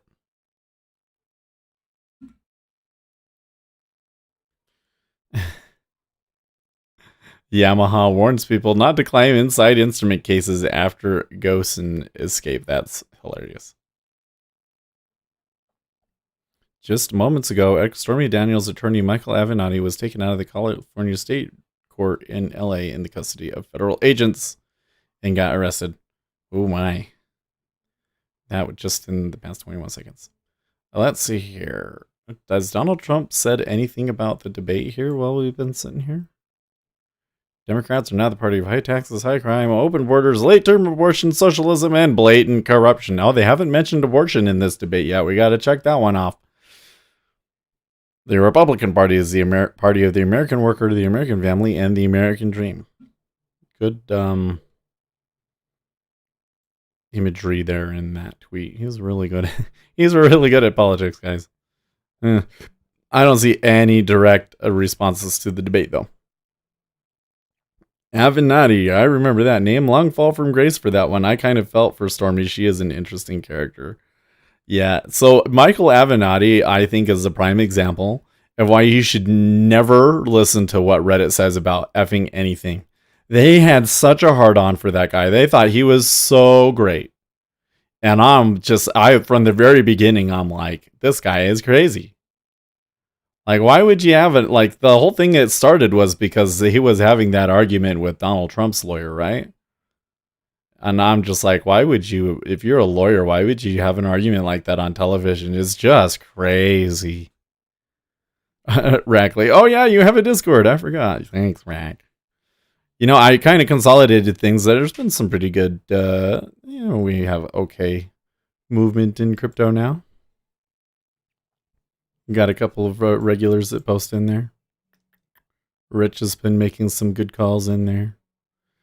When we still get, oh man, there's a number of people, but yeah, names that you would remember, I'm sure. It's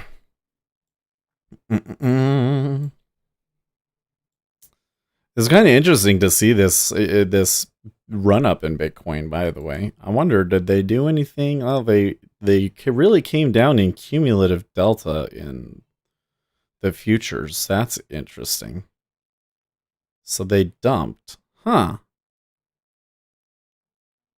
Wonder if they're gonna go short. That's curious.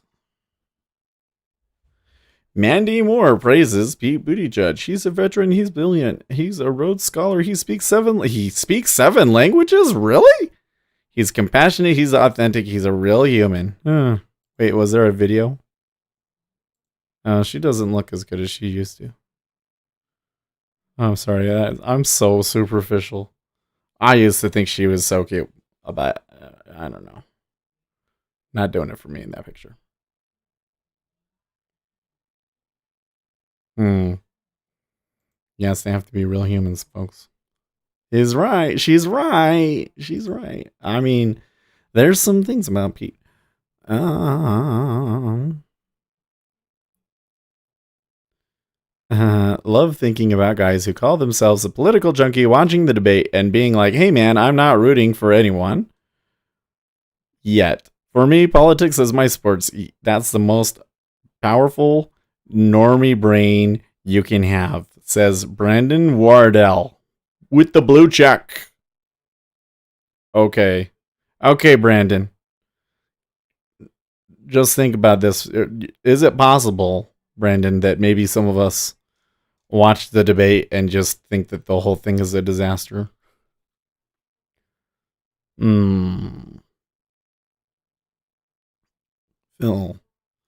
I'm hesitant to read the tweets because it can kind of bias your view of the thing, but I am seeing some people I'm seeing some people saying that Elizabeth Warren was beating Bernie Sanders there. A couple of people.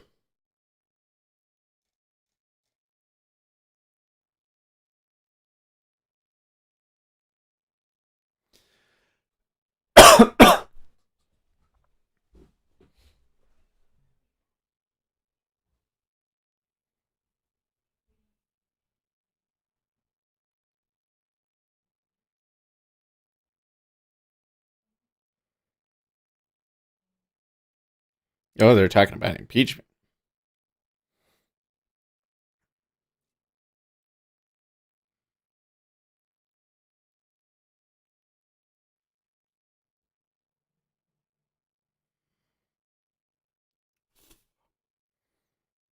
Oh my.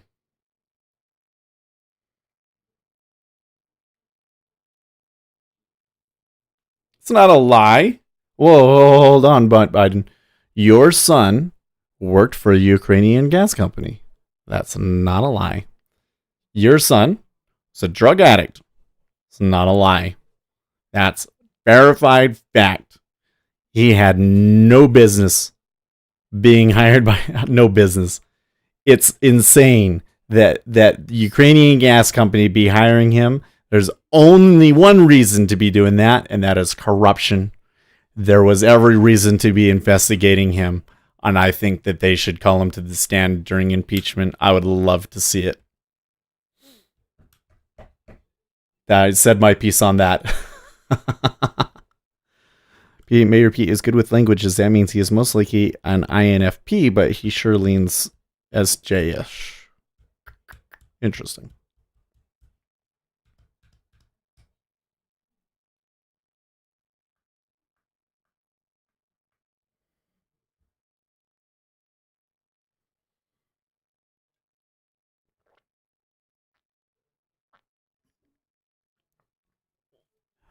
Baby Yoda is coming to a Build-A-Bear workshop near you, according to Business Insider. Ooh, I couldn't help but see that one. Couldn't help but see that one.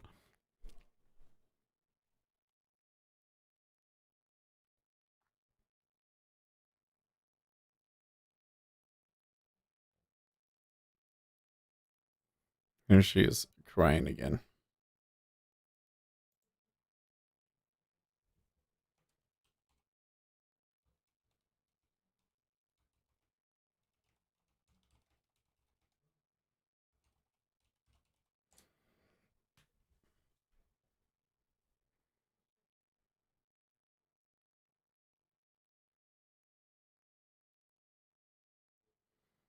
It's not. So this time I want to slightly disagree with you about the Bidens. Yes, this is swampy and nepotism runs amok, but look at this administration and see where the children are. Well, where the children are doing stuff with the administration. Why I hate this idea that the presidency cannot be a family business, you know. Like, of course, my kids are not old enough to help in my business, but I have every hope that at some point when they're old enough that they'd be involved in the channel, for instance. If I was president, I would think that I would want them around for advice and stuff like that. And this whole thing that, like, oh, if you give them a job in the administration, it's nepotism, I think is just so dumb. But maybe that's not what you mean. But it doesn't change the issue, right? I mean, the Bidens, he did something that he shouldn't have done, and I think that the president had every reason to be asking them to investigate it. I don't think that I just don't view that as an abuse of power. Even if it helps him, so what? If don't do corrupt things, Joe. And it goes for Trump too, of course, but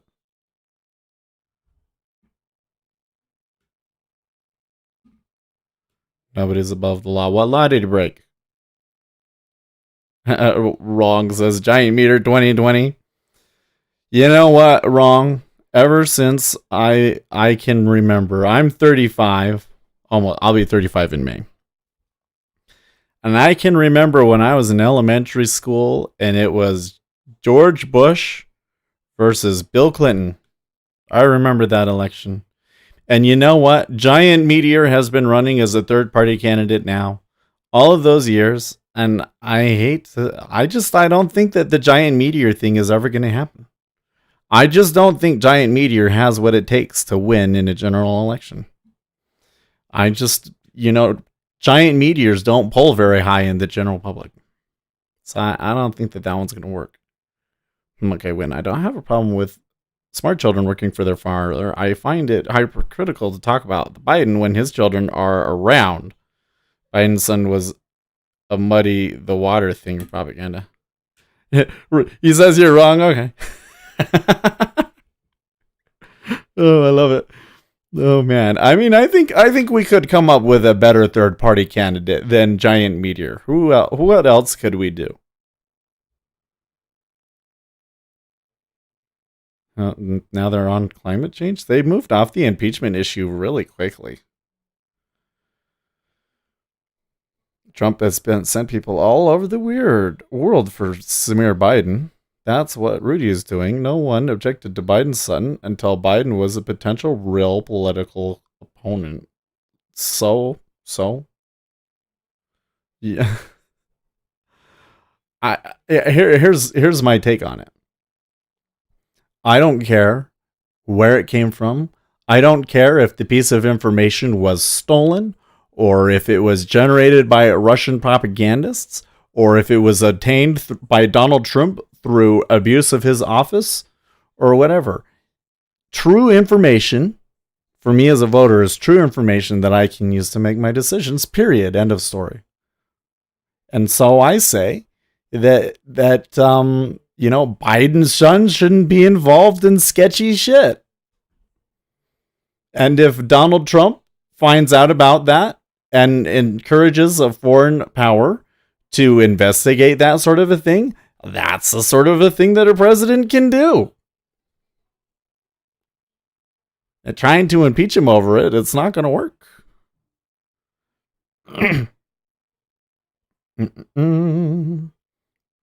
What do you do about farms and factories that can't be moved that are at high risk of flooding? Okay.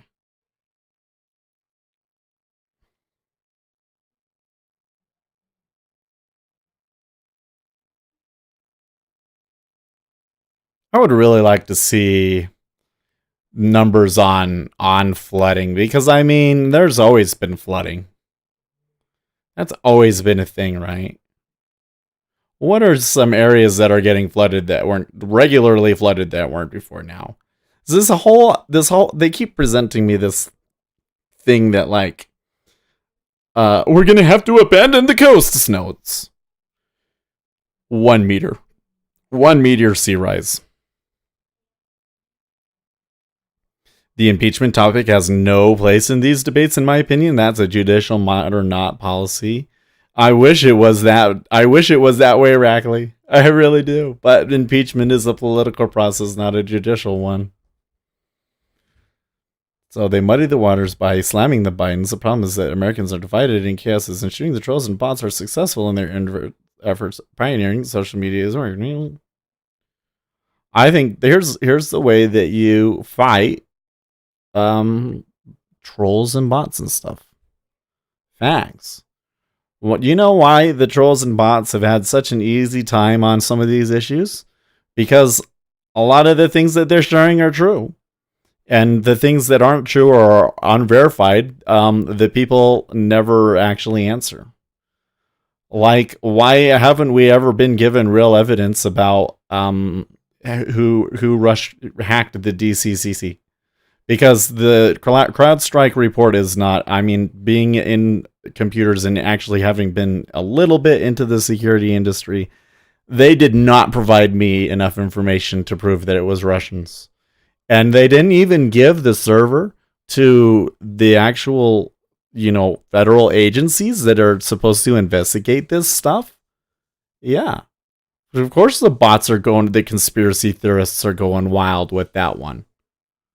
If you don't want the waters to be muddy, then you should have, given the server to law enforcement. You should have given a better report than just CrowdStrike.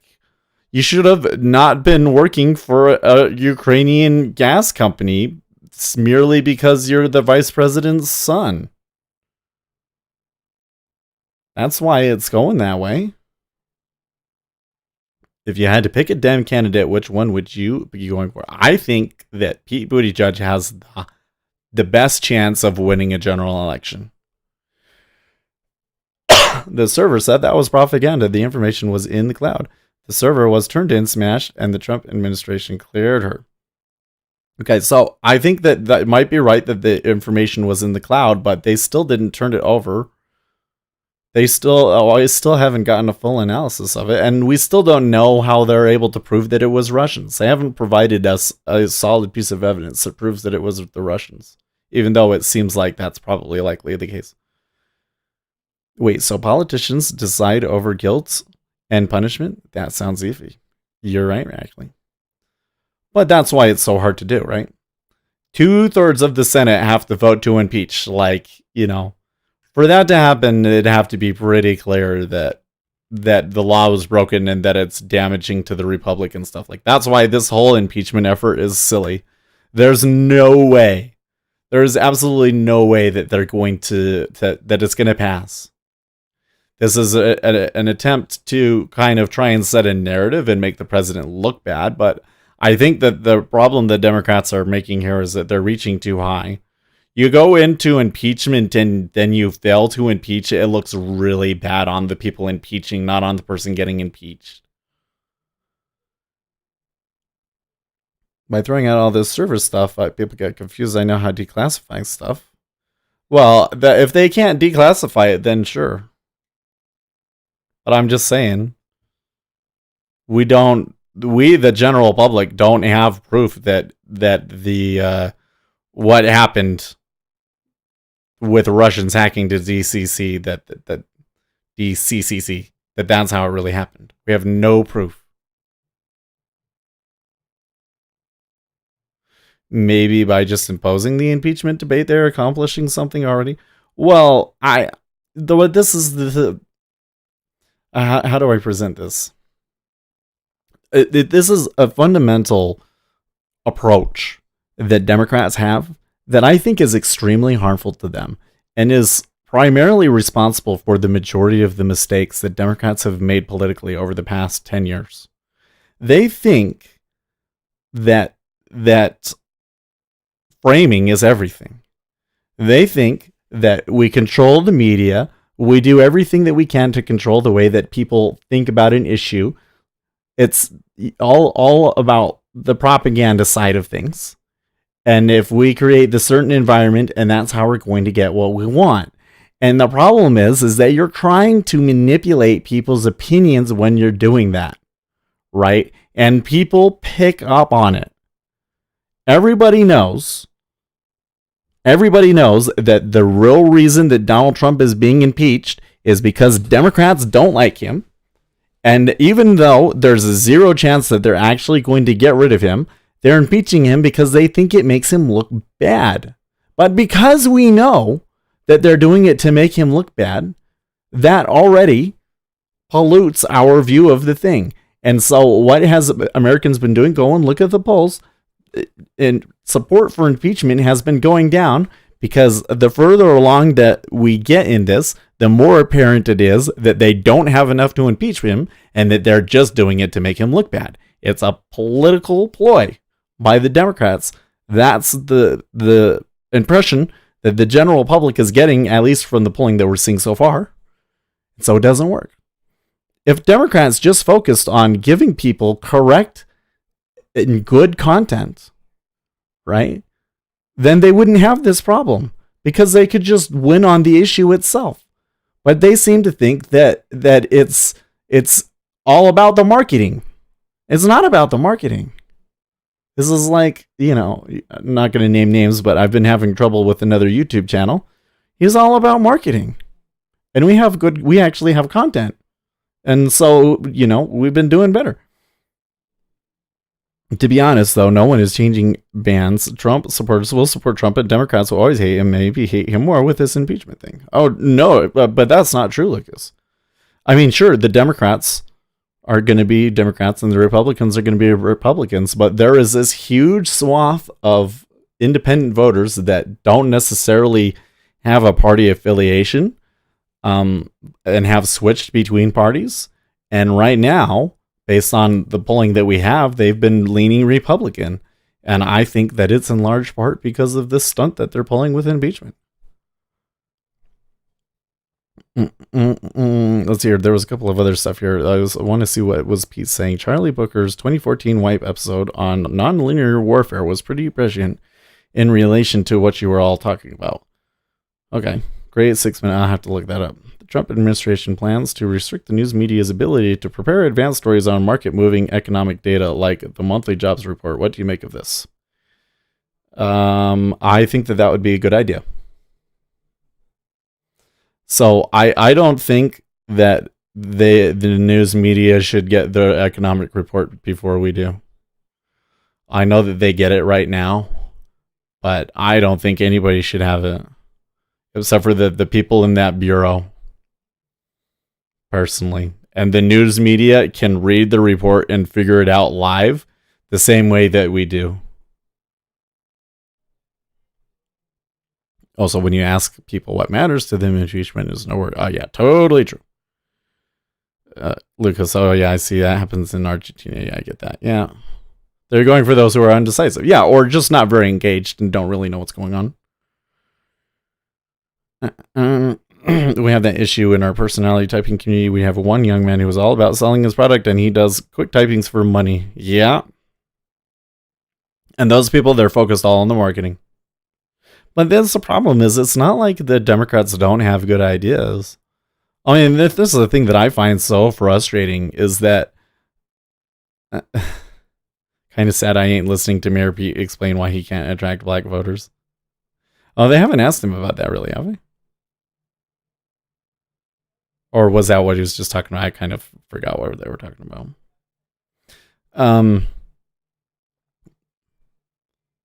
You will have a hard time believing most Bernie supporters are against the impeachment process. Yeah, I would be really skeptical about that, but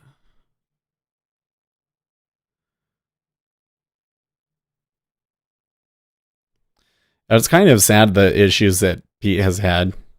And they've asked him about that in every debate, and I really don't feel like that he's struck on the note that he would need. You know what I mean? I still think that if he became the nominee, that everybody would just forget about it. But until he's the nominee, it's a problem, isn't it? I think that it's like he can take Iowa and New Hampshire, and then you have to catch the black vote to take South Carolina. So you might just skip it. You might just say Joe's going to win that one. But at that point, you might have enough momentum. Maybe you can win him at that point. But he's going to have to come up with a better message than what he's been sharing. Oh wow, Tom Steyer actually said something correct. Yeah, Donald Trump is going to run on the economy.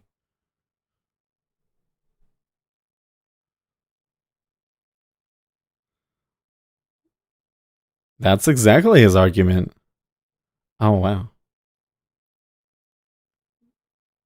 Hey Steyer. You got me convinced on that one. I don't think that any other Democrats will go for it though.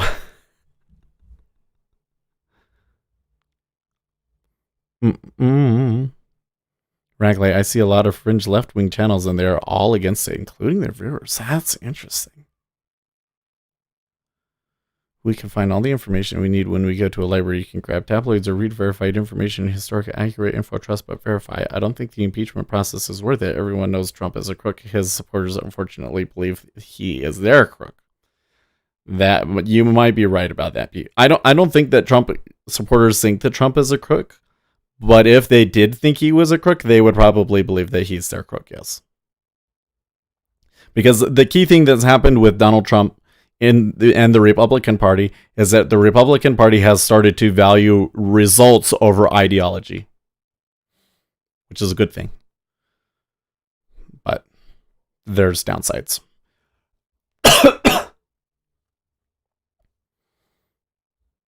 Hmm.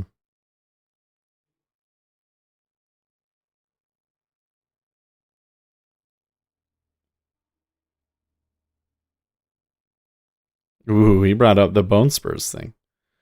Hmm.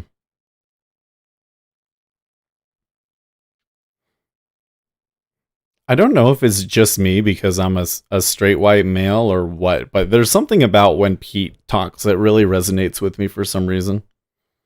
Of course, I disagree with him on policy and everything, but I like the way that he presents things. There's a lot of things that he just seems really good at this.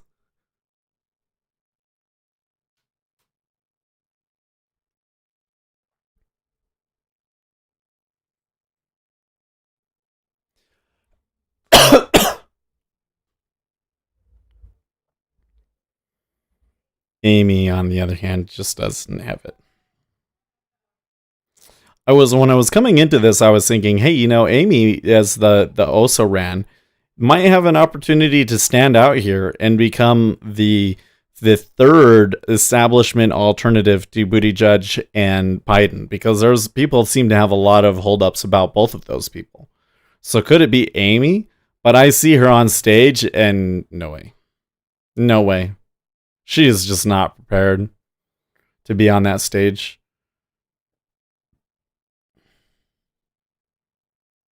Trump supporters are interesting to our genuine personality community to discuss. They would be SJs, the FJs, and their church going conservatives who prefer an authority appeal. Uh, Bloomberg. No, Bloomberg is, well, Bloomberg is an interesting enigma because he's still a business guy, but man, he is so far left. But you can see how Bloomberg has come in, right? He's spent a ton of money, and what has it got him? People still hate him. He's just not likable.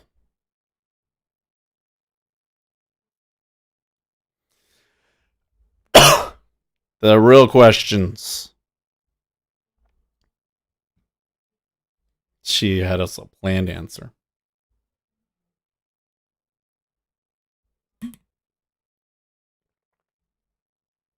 Oh wait. So are Elizabeth Warren's brothers going to vote for her?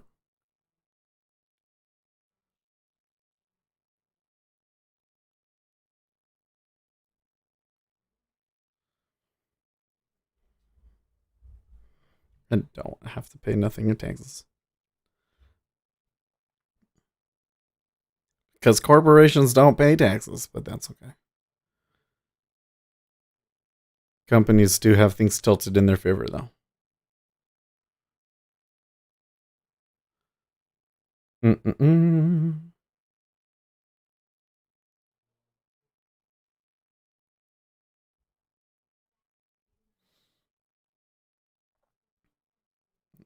Comfortably smug says all these idiots on the debate stage are having bad nights. Trump would destroy all of them. I wouldn't agree with that. They've all had good moments and bad moments. I don't think that there was anybody that just absolutely destroyed it. I think that Elizabeth Warren has done pretty good though. Elizabeth Warren probably helps herself the most. What are the polls on Predict It here? Least speaking time, millionaire or billionaire mentions. Oh yeah, of course they've already done that one.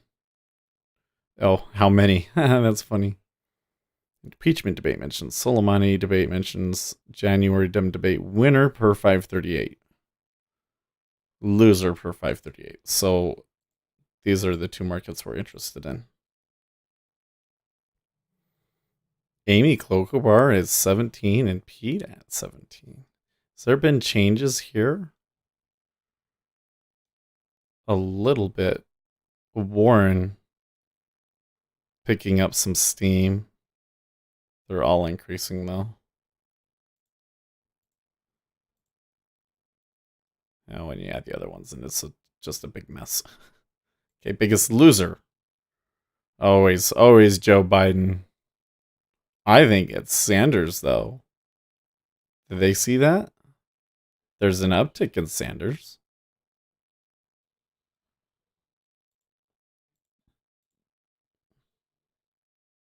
Hmm.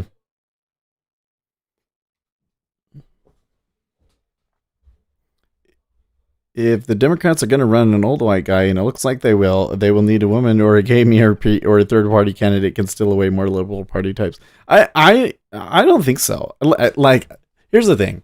So of course, when you're talking demographics, there, when you have somebody that matches the demographic that you want, it always helps. Okay, if you have a black guy running for president, then other black people are more likely to vote for that president. Totally 100%. Okay. But here's the thing. The intellectual lines in between people are so much stronger than any of that, particularly in this election. And so electing somebody or choosing somebody as your candidate simply because of some sort of a demographic pickup that you get that isn't based on a specific state, I don't think makes a difference. So I think you want to pick somebody that appeals to those Midwestern states because that's where the battle is going to be, in that Rust Belt area. And I really think that Pete is strong in that area. That's why another reason why I continue to feel that he's the Democrats' best chance. Kamala Harris wasn't very popular with the black demo, if I recall correctly. No, you're totally right, Rackley. You're right. I guess that kind of supports what I was just saying, though. I don't know what to think about Bloomberg. I spent a lot of time in Manhattan, and he did good things and bad things, but at least he seems to be a viable choice over Bernie for me. My husband said over the years that Biden creeps him out. I think Biden falls into the Malcolm Gladwell character of mismatches. His body language does not send the message his word sends. Well, I think he's just a person from a different time, man. Because he does so many weird stuff that it's just like, what? Well, how much more do we have on this debate? Are they going to go for another 30 minutes? Are they going to make it a 3-hour debate? Hold on. This better not be a 3-hour debate. Oh my gosh, I'm going to kill myself. Democratic debate.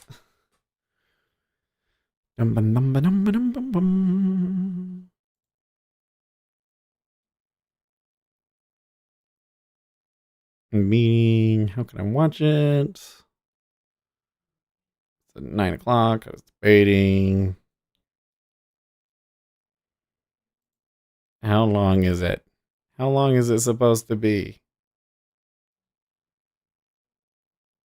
NBC News. Yeah. Deal with it. When and where is the debate?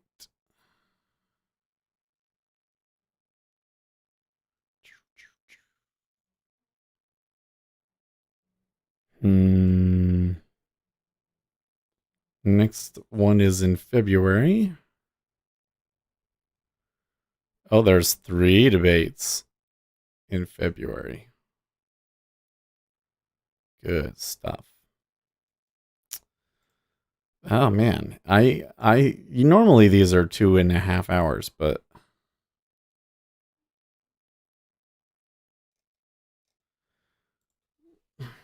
how long?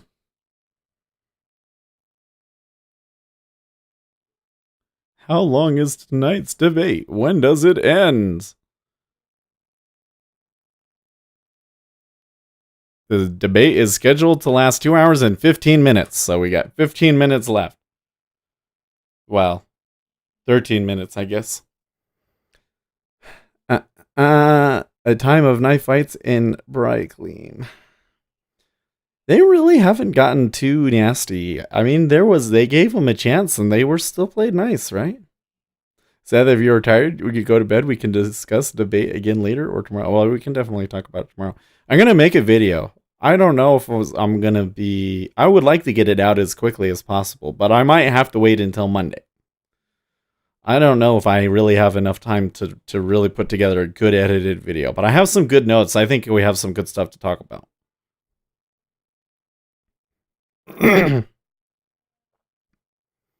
If we have the same 15 minutes the NFL has, we will be here all night, right?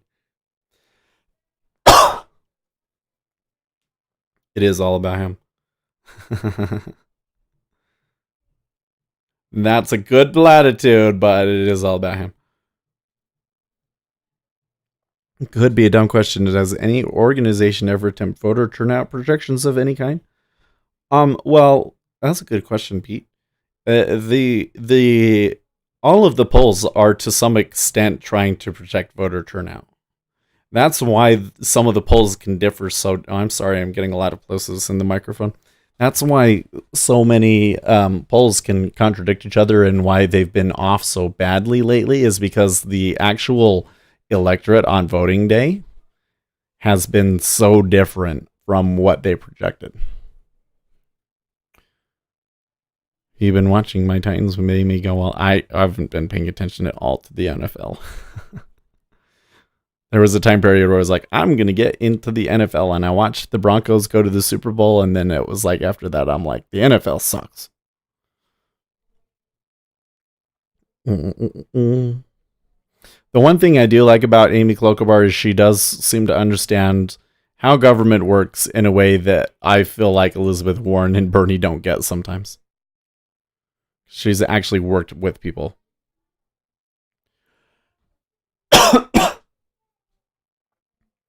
Go Leafs.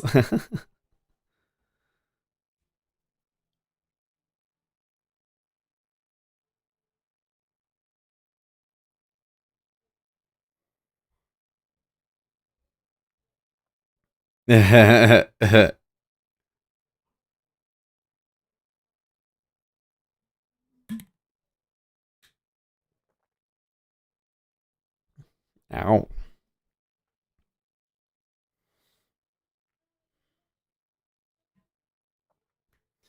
He has a good argument on the whole economy thing, but I don't think that any of the Democrats are going to care.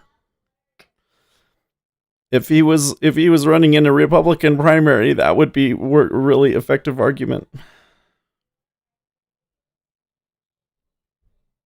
Maple Leafs, eh. A. This is our one shot to defeat him. Oh, funny the way he presents it.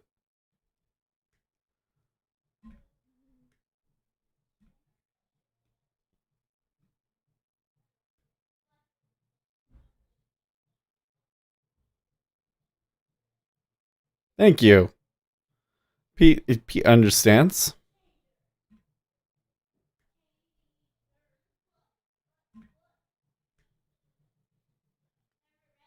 But why is it you and not the other people?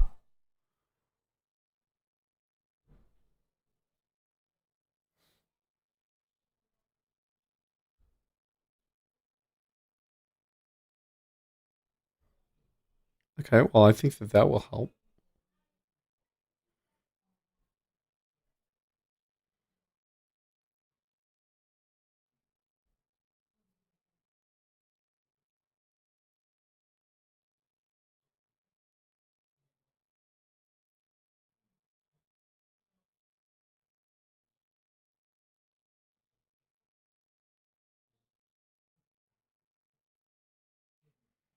Um,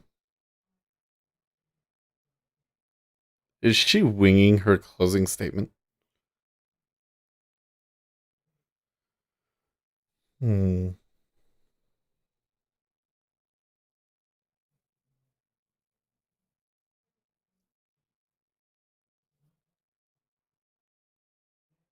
Oh, how trans women are color are at risk is a critical issue that they didn't discuss at the debate. She's right. The holistic ferret format is owned by my friend Sherry, who's a Canadian. We got some Canadians that, well, like John is a Canadian, right?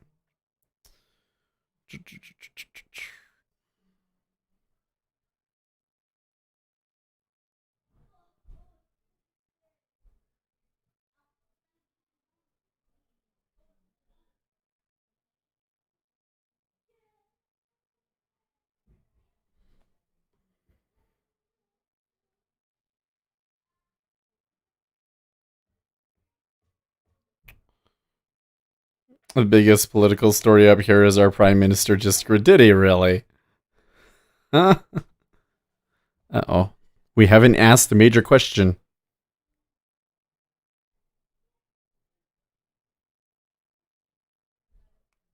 I, I just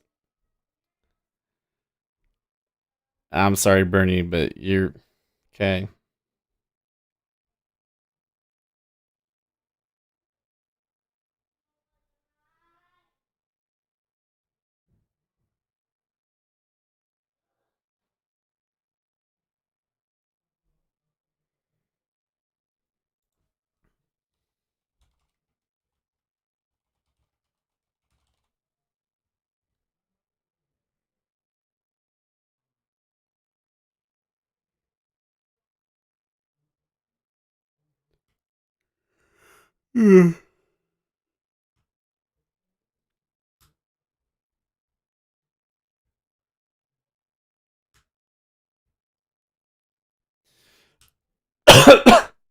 Your prime minister is a hottie, I confess.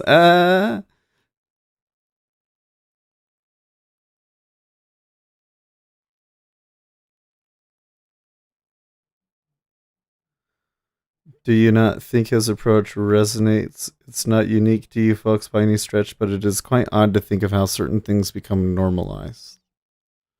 I'm not sure I understand your question. It's on the gym schedule. I don't know. I haven't looked.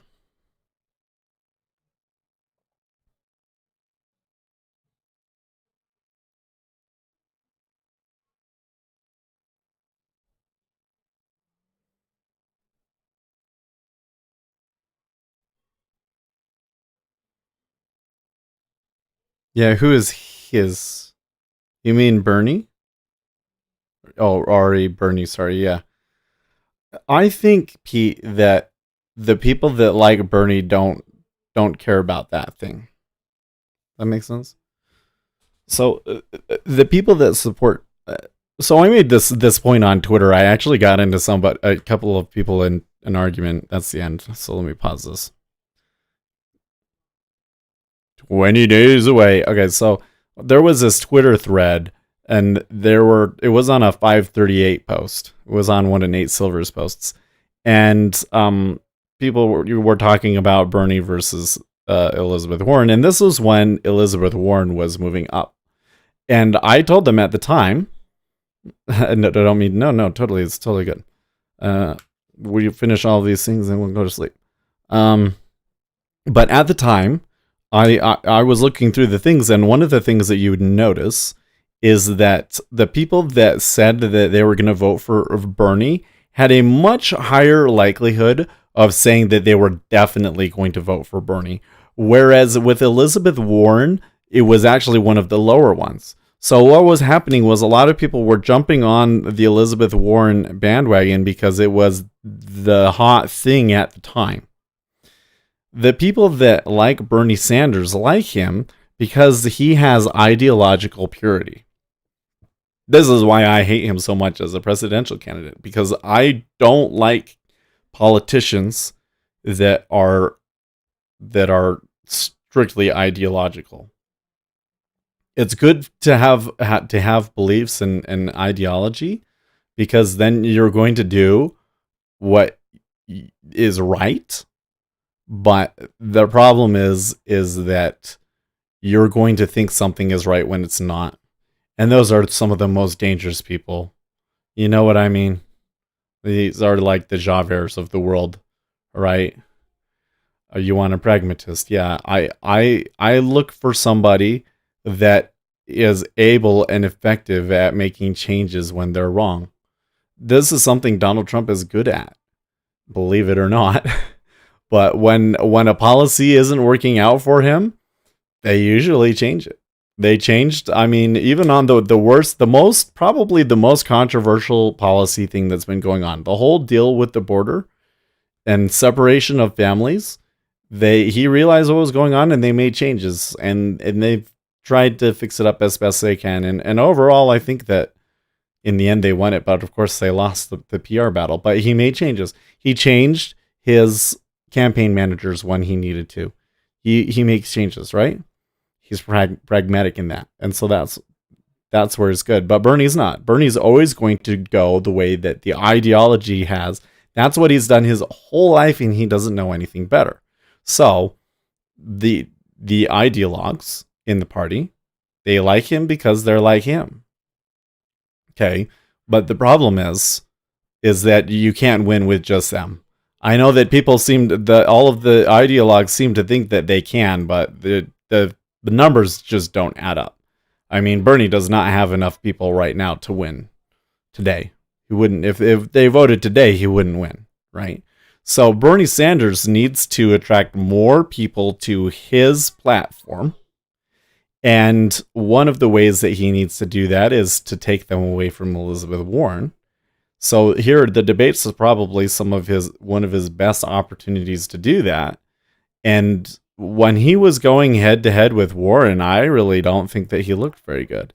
And he had a lot of moments there, like when he was talking about health care, when he was talking about that he did defeat a Republican incumbent, when he had his closing statement, and he's like, we're not asking the biggest question. The biggest question is, why? How could it happen here?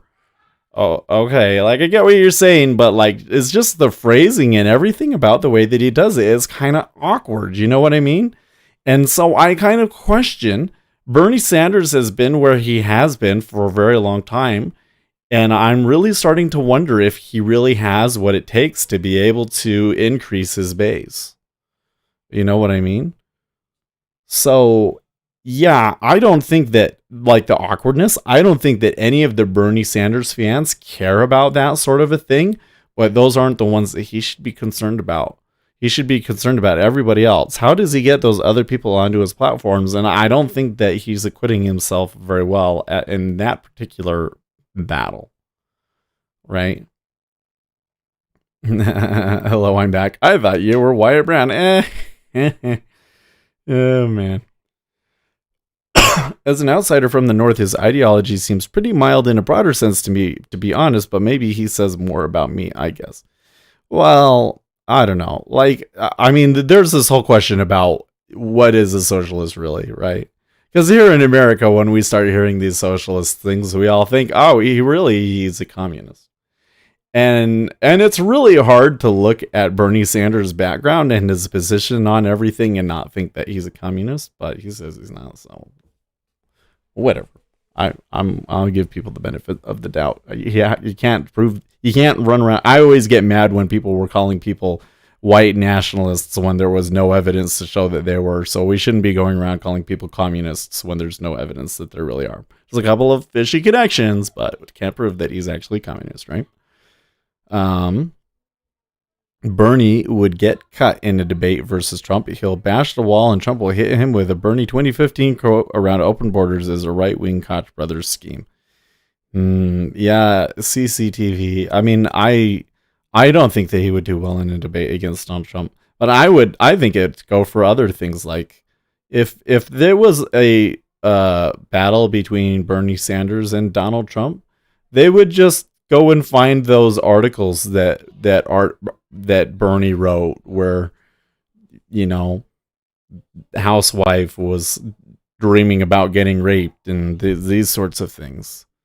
I mean, this is a thing that's so funny about these primaries. Like, really, compare it to the Republican primary from when Donald Trump was running. It was so nasty. Not just against Donald Trump, against all of them. There was the biggest dirt. They had absolutely no reservations whatsoever from the very beginning to go completely after each other. And here in the Democrat primary, they kind of started throwing some volleys at each other, but then when it came into the debate, they backed off. There is so much ammo there on Bernie that they're not using. Honestly, I'm not sure I could listen to those two men scream on for hours. One at a time is enough. Why do old men get so loud? I don't know. It seems to me that Bernie Sanders has been taught by his debate coaches to talk a certain way, and so he's trying to be grandiose and stuff, but it's an act. You can tell that because sometimes it just gets so awkward, you know?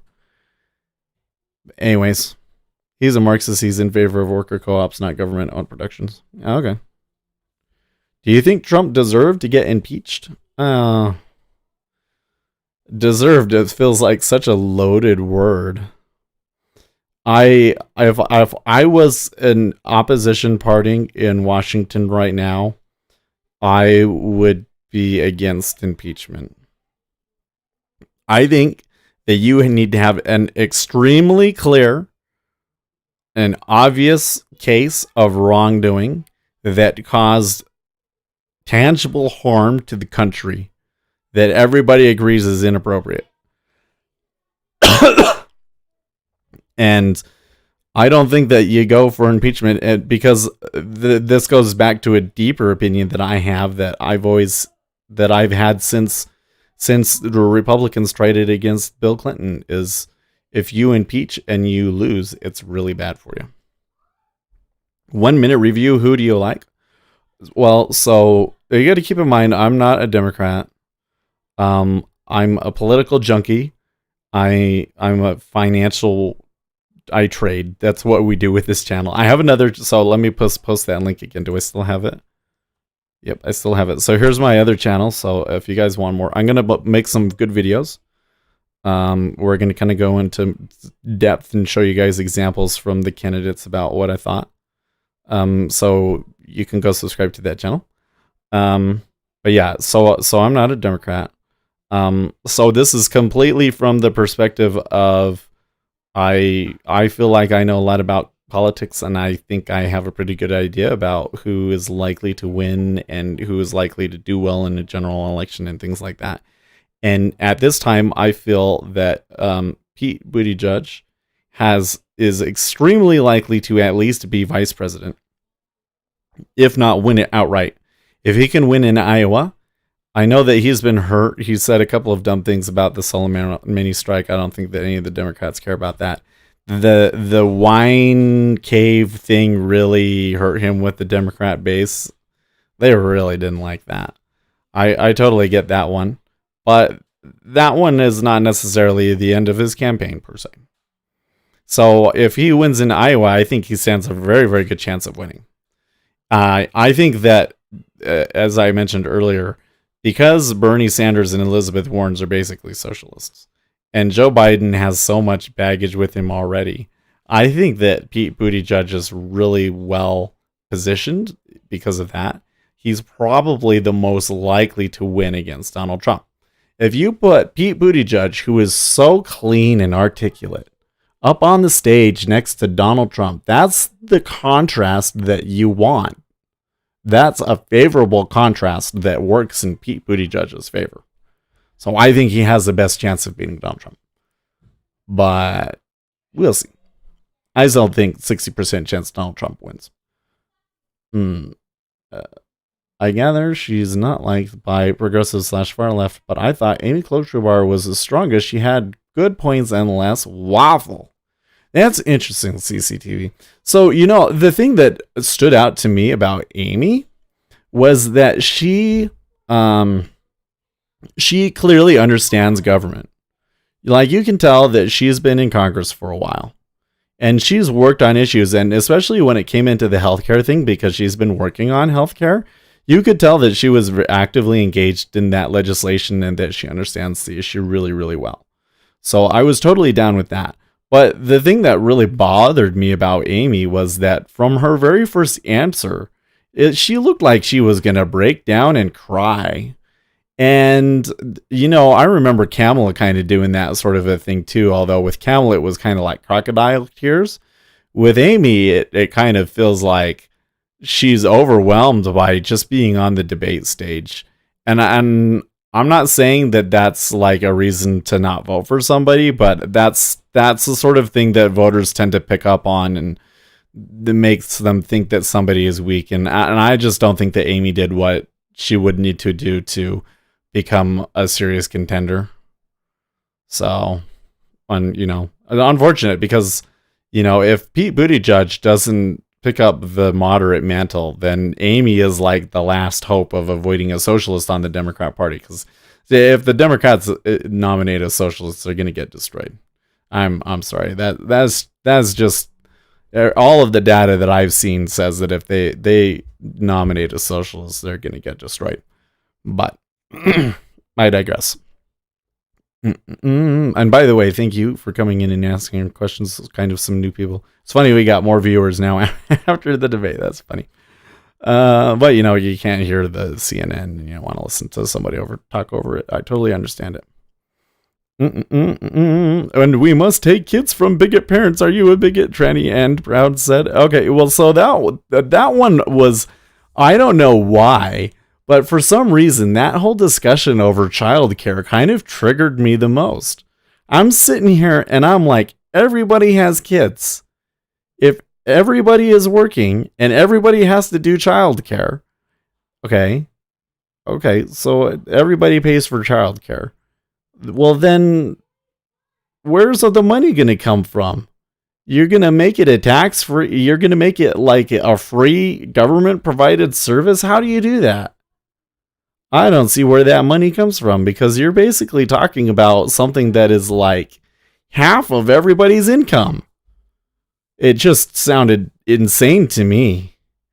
Why women need to step aside and close their mouth. That's funny.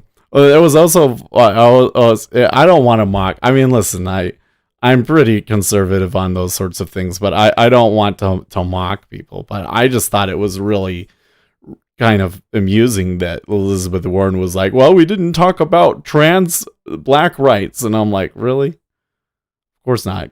Because this is not something that's on most voters' radar. Yeah. Oh, Wyatt lives in Alabama. Okay. Yeah. Keep I don't, nah.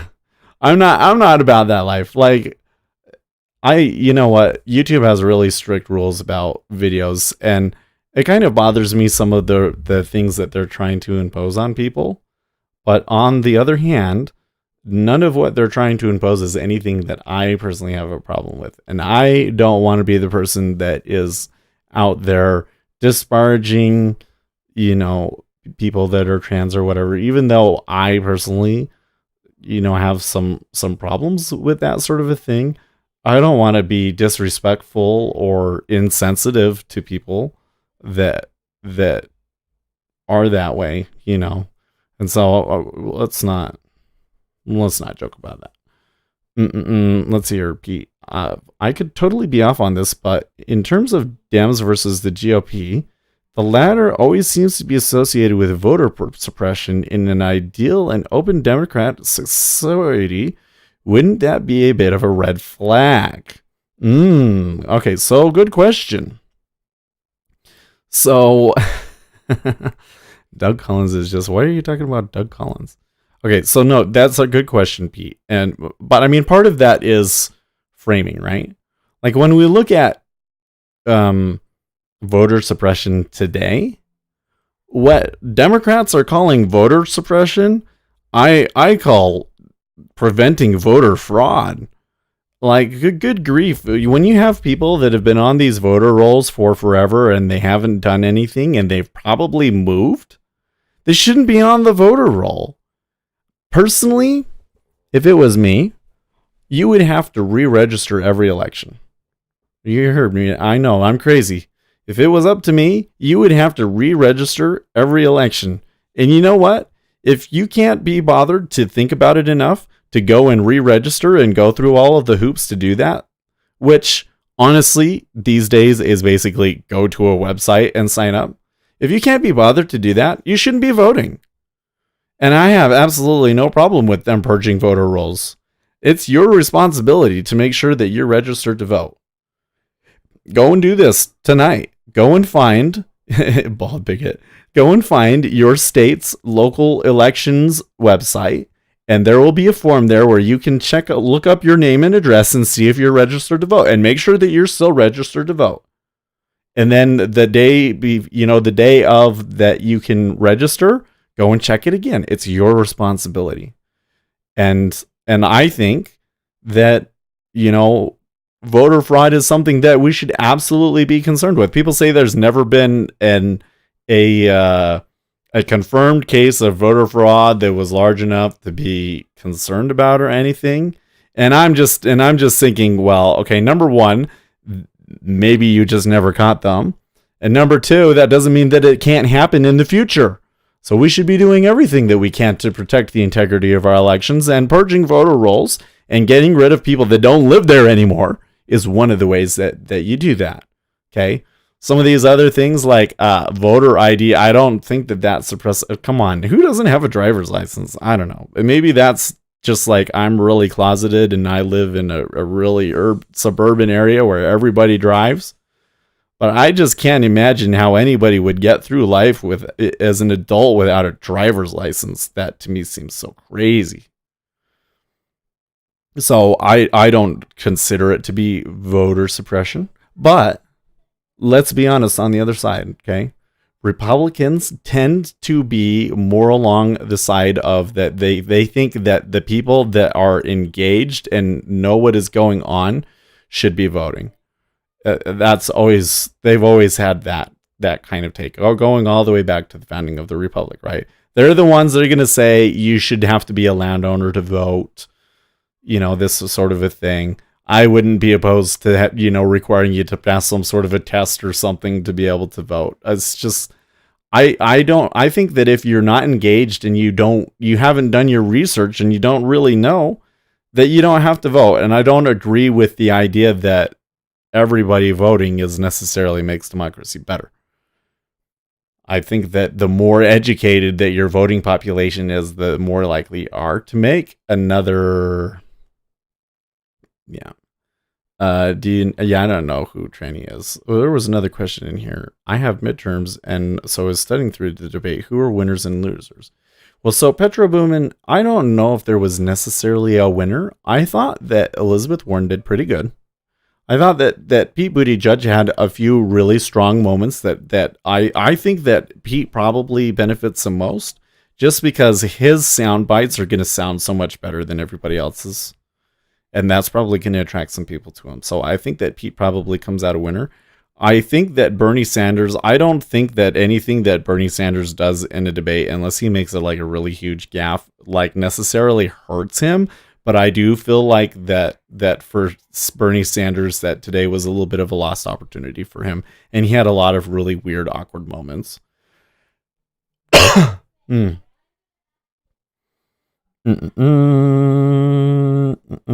I'm a landowner, but very sincerely engaged in the political process and genuine discourse. There you go. Yeah, well, you know what? I'm gonna let people spam if they keep it up. Then we can move along. But I'm just letting you know. I just don't find it funny. Buttigieg has a position of stealing guns and invading Texas, right? Not a landowner, I rent. I mean, the land. I know that this is like a total aside, but like the Democrats have one thing very much right, and that is that the money is going all to the top right now. The the game is skewed towards the rich. The thing that I have a problem with Democrats is that they think the solution to that is to tax everybody. Oh, the game is tilted in the rich's favor. Let's not fix the game. Let's just, give them a handicap instead. Ugh, that sounds so dumb to me. But the landowner issue today is probably one of the best examples of all of that, right? Everybody wants to, prevent people from putting up new housing. Like in San Francisco and stuff, like that's a problem. Like the cost of housing is going like crazy up. And you would say that, homeowners, they benefit from that. Well, not really, because you have to put so much money into your home, and most of you never end up owning your home free and clear until you're in your 60s anyways, and so it doesn't really help. So who are the real winners? It's the guys that own all of the apartments. Hey man, you want a path to riches? Go and buy a property and rent it, man. That is a really great revenue stream. And that's one of those things where the Democrats, they should be in favor of getting rid of any zoning laws that prevents people from making new housing, but they don't want to do that. Instead, they just go in and they say, well, the government should mandate what the cost of rent should be. Ugh. I feel you. I'm just concerned whether traditional notions of meritocracy can be realized in our contemporary society. Yeah, I mean, you have a totally legitimate question, Pete. I mean, with all the stuff that we see on social media, the thing that I see is that there are some situations where people just really can't know what the truth is. And large groups of people are arguing over an issue doesn't really work because you can never get them educated enough on the issue because there's just too much going on that they can't possibly know. And so it's very easy to deceive people in that situation. It's a real problem with democracy. It's the quintessential problem with government in our age, and I don't know if there's a solution. If wages were higher, you wouldn't need to increase taxes? Well, my question is why isn't it more worth it to companies to pay people more? Maybe that's not the right way to go about it, I guess. I mean, Ford, he didn't sit down and say, I think that my employees are worth more. He said that it was the right thing to do. But it was a smart decision because then everybody could afford to buy his cars. For some reason, business people don't think that way anymore, though. Only joined your streams a few minutes ago. I like your style, so will subscribe more. Yeah, thank you very much. So I'm going to post some more political videos. Most of what I do in this channel is day trading.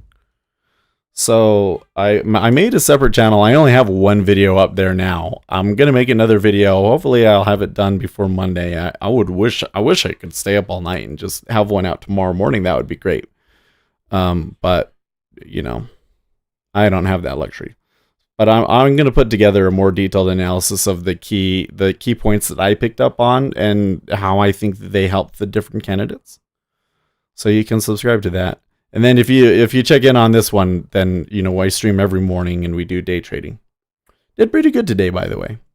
Like I lost $5 on the E-mini, but then I made way more back when the E-mini fell later in the day. Good night, Wyatt. Yep, I think it's time for me to go. It's 9:30 and my voice has gotten... Ugh. I'm still sick.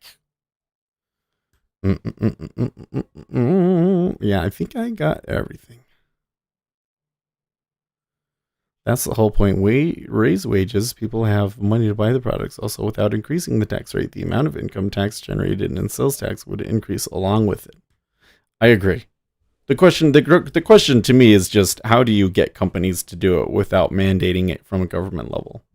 How do you convince them that doing that would be beneficial to their business? And then conversely, on the other side, how do you convince regular people to invest in themselves? Because right now they seem to think that having an iPhone is more important than owning stock, and that's really disturbing to me.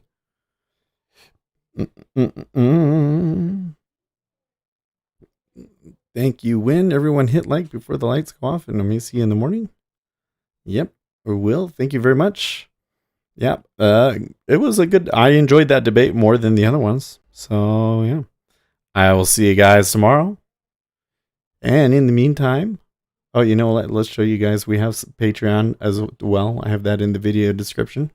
So, you can check that out if you're post Bitcoin charts. And big thank you to all the Patreon subscribers that we have. I will see you guys tomorrow. And in the meantime, stay profitable, friends.